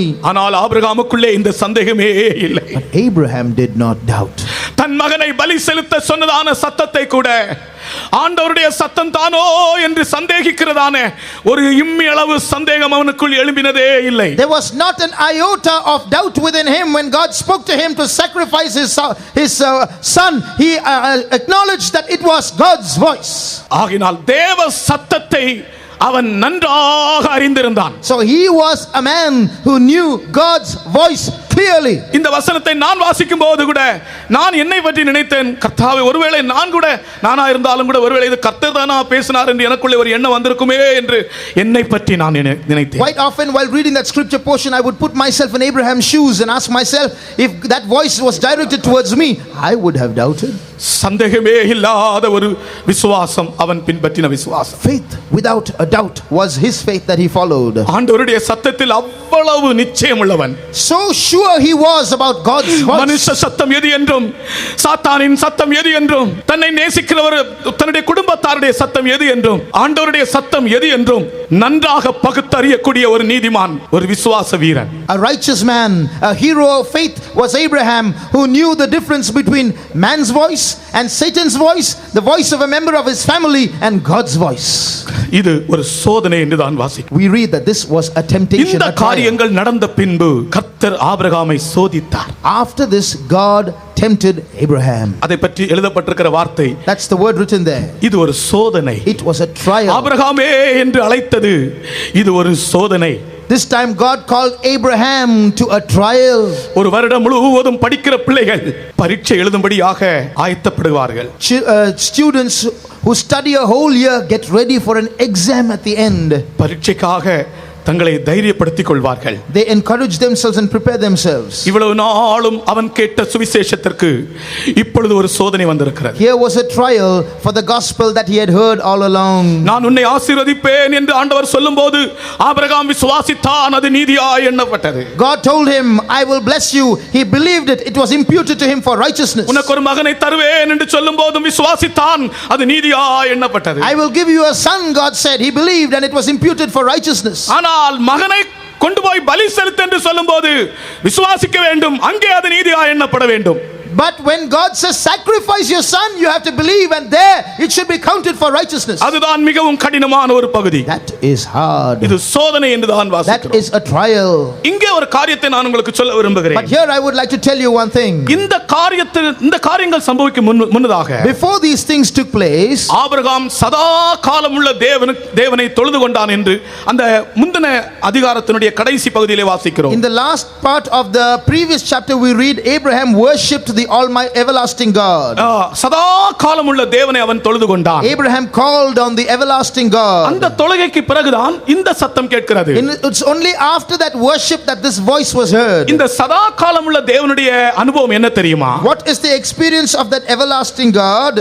பூமியின் கடையாந்தரங்களை சிருஷ்டித்த அந்த சதா காலம் உள்ள தேவன், அனாதி தேவன் என்றால் சதா காலம் உள்ள தேவன் தான் everlasting God. He is the everlasting God, the creator of the ends of the earth. இளைப்படைவதும் இல்லை, சோர்ந்து போவதும் இல்லை. He fainteth not, neither is weary. இளைப்படையாத சோர்ந்து போகாத தேவனை ஆபிரகாம் தொழுது கொண்டபோது இளைப்படையாத சோர்ந்து போகாத ஒரு ஆவியை பெற்றுக் கொண்டான். When he worshipped the God who does not faint or become weary, he got a spirit where he would not faint or be weary. கர்த்தருக்கு ஸ்தோத்திரம். Praise the Lord. அந்த அதிகாரத்துக்கு மேலே நீங்கள் வாசித்து பாருங்கள், அந்த கடைசி பகுதியிலே சொல்லப்பட்டிருக்கிறது சதா காலம் உள்ள தேவனை அவன் தொழுது கொண்டான். You look at the last part of the previous chapter 21, he called there on the everlasting God. அந்த சதா காலம் உள்ள தேவன் எப்படிப்பட்டவர்?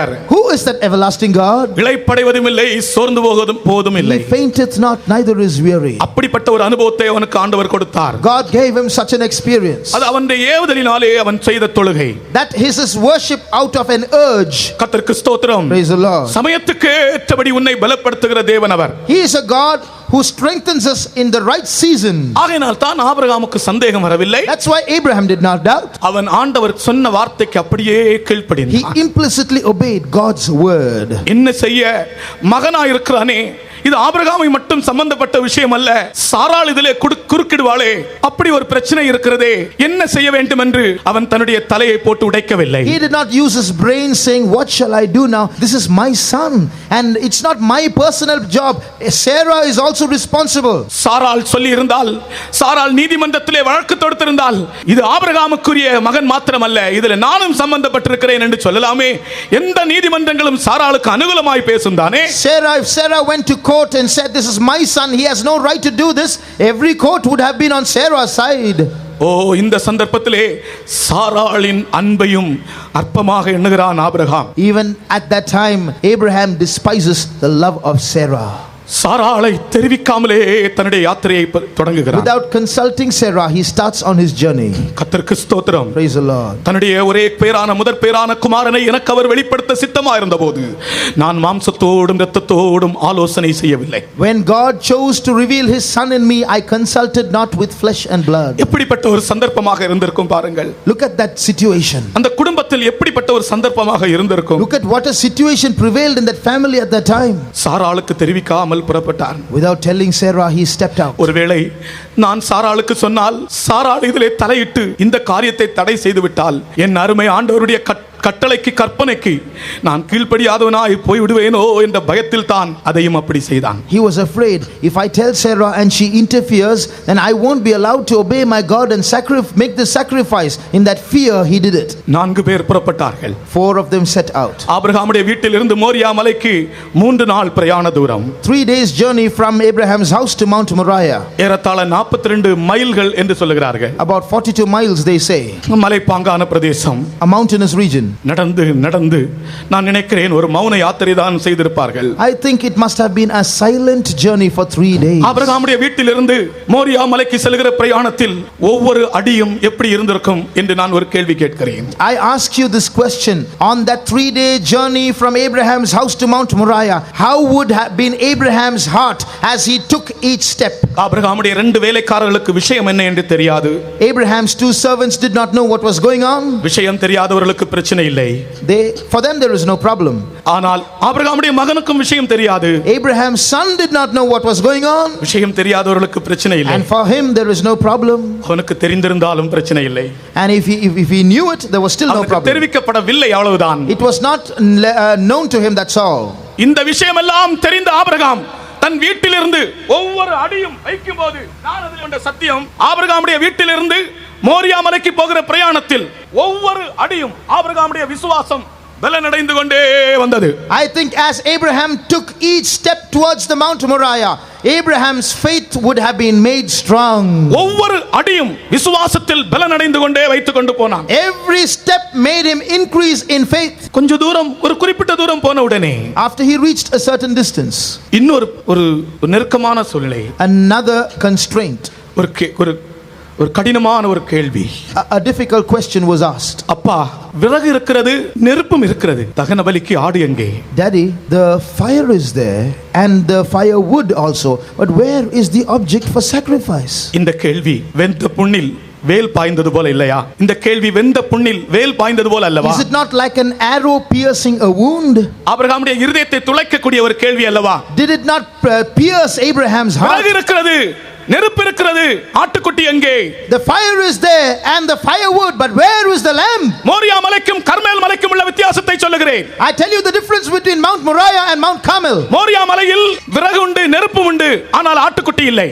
On Mount Moriah there is firewood and fire but no lamb. ஆனால் கர்மேல் மலையிலே ஆட்டுக்குட்டி உண்டு, விறகு உண்டு, ஆனால் நெருப்பு இல்லை. On Mount Carmel there is the lamb and firewood but no fire. கர்த்தருக்கு ஸ்தோத்திரம். Praise the Lord. கர்மேல் மலையிலே அக்கினி இல்லை, அக்கினி தேவனிடத்திலிருந்து வர வேண்டும். On Mount Carmel there was no fire, it had to come from God. Moriah மலையிலே ஆட்டுக்குட்டி இல்லை, ஆட்டுக்குட்டி கர்த்தர் பார்த்துக் கொள்ள வேண்டும். On Mount Moriah there is no lamb, God has to see to it. மகனே, கர்த்தர் பார்த்துக் கொள்வார், யெகோவா ஈரே. Jehovah Jireh, the Lord shall see to it. இந்த பலிபீடத்தை கட்டுகிறது யார்? Who will build this altar? Jehovah ஈரே என்கிற வெளிப்படுத்தலுடையவர்கள். Those who have the revelation that God is Jehovah Jireh. கர்த்தருடைய பரிசுத்த நாமத்திற்கு ஸ்தோத்திரம். Praise be to the holy name of God. மலையின் பக்கத்திலே வந்தபோது வேலைக்காரர்களை நிறுத்திவிட்டான்.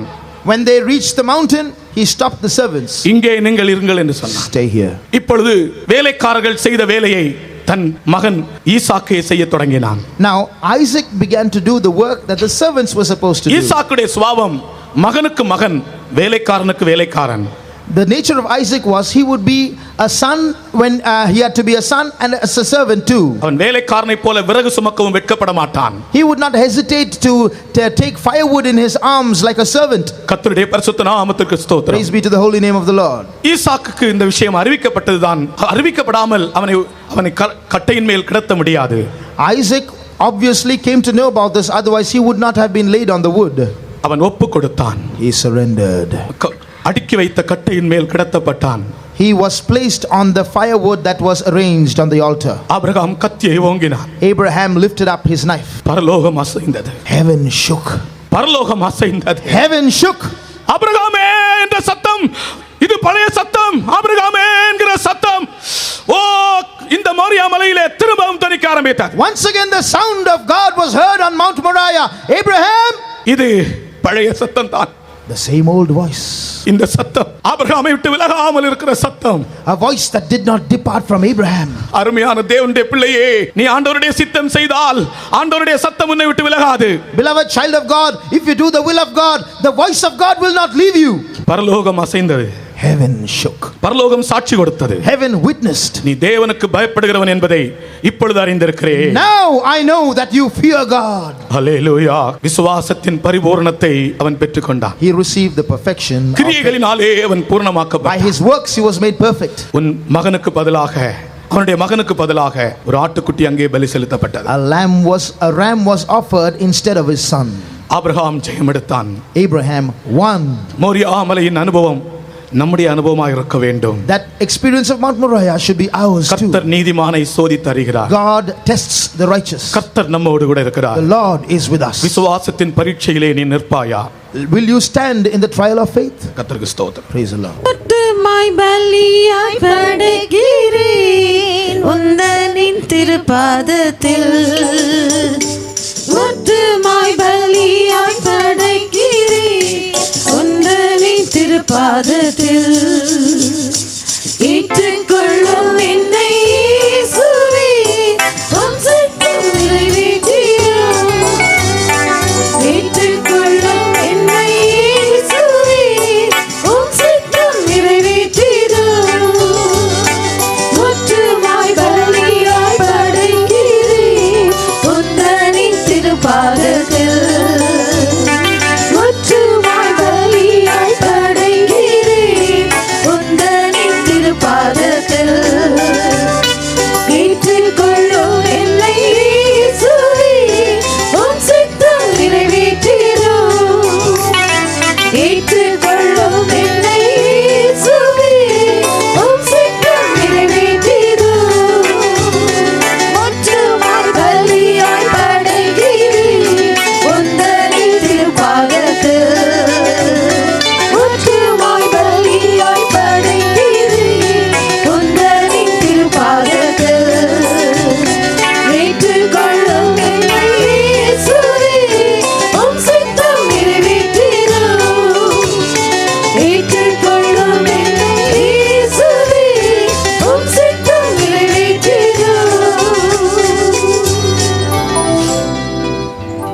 அருமையான பிதாவே, இந்த ஆசீர்வதிக்கப்பட்ட நல்ல வேலைக்காக நன்றியோடு ஸ்தோத்திரிக்கிறோம். தேவாதி தேவன் இந்த தேசத்தையும் தேவ ஜனங்களையும் நேசித்து இந்த விசேஷிக்கப்பட்ட ஆசீர்வதிக்கப்பட்ட வேத பாடத்தை தந்து கடந்த 2 நாட்களை காட்டிலும் இந்த 3வது நாளிலே எங்கள் மத்தியிலே வல்லமையாய் இறங்கி கிரியை செய்து கொண்டிருந்தபடியா ஸ்தோத்திரிக்கிறோம். கர்த்தாவே, முற்பதாக்களின் பலிபீடங்கள் கட்டுவது பற்றியும் பலி செலுத்தினதை பற்றியும் விசேஷமாக இன்றைக்கு ஆபிரகாமை பற்றி நாங்கள் கேள்விப்பட உம்முடைய வல்லமையான கரம் நீட்டி பரலோகத்தை திறந்து நல் வசனங்களை வெளிப்படுத்தி தந்தபடியா ஸ்தோத்திரிக்கிறோம். கர்த்தாவே, ஆபிரகாம் அழைக்கப்பட்டவன், அனுப்பப்பட்டவன், ஆசீர்வதிக்கப்பட்டவன், அரதேசியும் பரதேசியுமாய் இந்த உலகத்திலே ஜீவித்த நற்சாட்சி பெற்ற மனுஷன் என்று நாங்கள் அறிந்து கொண்டோம். ஆகினாலே அப்படிப்பட்டதான விசேஷிக்கப்பட்ட தேவனுடைய மனுஷன் நீதிமான் செய்த அந்த பலிபீடங்களையும் பலி செலுத்தின விதத்தை பற்றி நாங்கள் அறிந்து எங்களுடைய வாழ்க்கையும் கூட நாங்கள் அப்படியாக பலிபீடத்தை கட்டி பலி செலுத்தத்தக்கதாக ஒவ்வொருவரையும் பலப்படுத்தி கொண்டிருந்தபடியா ஸ்தோத்திரிக்கிறோம். மோரேலே அவன் பலி செலுத்தினது போல நாங்கள் போதகர்களை நோக்கி கொண்டும் நாங்கள் போதகர்களாக காணப்பட வேண்டும். பெத்தேலுக்கும் ஆய்க்கும் இடையிலே பலி செலுத்தினது போல ஆசீர்வாதத்துக்கும் பயங்கரமான போராட்டத்துக்கும் நடுவிலே நாங்கள் துன்பங்களையும் எல்லா சோதனைகளையும் சகித்து ஜெயிக்கத்தக்கதாக ஒவ்வொருவரையும் ஆசீர்வதிக்கும்படியாக ஜெபிக்கிறோம். கர்த்தாவே, அந்த பரிசுத்தவான்கள் மத்தியில் இருக்கிறதான பலனை போல நாங்கள் விசேஷிக்கப்பட்டவர்களாக எப்ரோனில் இருக்கிறதான அந்த பலனை பெற்றுக்கொள்ளத்தக்கதாக ஒவ்வொருவரும் பலப்படுத்தி மகிழ்ச்சியோடும் சந்தோஷத்தோடும் அபிஷேகத்தோடும் வல்லமையோடும் சுத்த மனசாட்சியோடும் அமெரிக்கையோடும் நம்பிக்கையோடும் ஜீவித்து நாங்கள் உண்மையிலேயே சாட்சி பெற நல்ல பலிகளாக நாங்கள் காணப்பட உதவி செய்ய முடியாது ஜெபிக்கிறோம். அந்த ஆபிரகாம் பலி செலுத்தின வேளையிலே திகிலும் காரிலும் அயர்ந்து நித்தியம் வந்தது. அப்பொழுது ஆகாயத்து பறவை வந்து பறந்து அதன் மேல் வந்தது என்றும் அவன் அதை துரத்தினான் என்று சொல்லப்பட்டது போல எங்களுடைய வாழ்க்கையிலும் கூட ஆகாயத்து அதிகார பிரபு வருகிறதான பொல்லாத வல்லமைகளை துரத்தத்தக்கதாக ஜெப ஜீவியத்தையும் உபாசத்தோடும் ஜெபத்தோடும் விசுவாசத்தோடும் முன்னேற உதவி செய்ய முடியாது ஜெபிக்கிறோம் கர்த்தாவே. கடைசியான பலி விசேஷிக்கப்பட்ட விசுவாசத்தின் பூரணத்தை வெளிப்படுத்தும்படியாக அந்த விசேஷிக்கப்பட்ட ஈசாக்கையே பலி செலுத்தும்படியாக ஒப்படைத்ததான அந்த நிலவரத்தை போல எங்களுடைய வாழ்க்கையும் கூட விசுவாசத்தின் நல்ல பூரணத்தை பெற்றுக்கொள்ளத்தக்கதாக ஒவ்வொருவரையும் பலப்படுத்தும்படியாக சந்தோஷத்தோடும் விசுவாசத்தோடும் நம்பிக்கையோடு எங்களுடைய வாழ்க்கையை நடத்தி ஜெயத்தோடு முடிக்கத்தக்கதாக ஒவ்வொருவரையும் ஆசீர்வதிக்க முடியாது ஜெபிக்கிறோம். பேசின மகனை பலப்படுத்தினீர், இன்னும் அநேக ஆயிரங்களுக்கு பிரயோஜனப்படுத்தணும், விசேஷ கிருபையோடு நடத்தும், இன்னும் கேட்டதான வசந்தபடி யாவரும் ஜீவிக்கும், நல்ல ஆசீர்வாதத்தோடு திரும்பி போக தொடர்ந்து வந்து நல்ல ஆசீர்வாதங்களோடு காணப்பட எப்படி என்றாலும் பரிசுத்தமாக்கப்பட்டு உம்மை சந்திக்க ஆயத்தப்படுத்தும். இயேசுவின் நாமத்தில் கேட்டுக்கொள்கிறோம் பிதாவே. நம்முடைய கர்த்தராகிய இயேசு கிறிஸ்துவின் பிதாவாகிய தேவனுடைய அன்பும் பரிசுத்த ஆவியானவருடைய ஐக்கியம் நம்முடைய கர்த்தராகிய இயேசு மகிமையில் காணப்படுவது நம்மோடு இருப்பதாக. அல்லேலூயா, அல்லேலூயா, அல்லேலூயா. இப்பொழுது பாட்டு பாடும்போது ஜெபம் அவசியமானவர்கள் முன்பாக வந்தால் பரிசுத்தவான்கள் ஜெயிப்பார்கள். கர்த்தர் உங்களுக்கு விடுதலை தருவார்.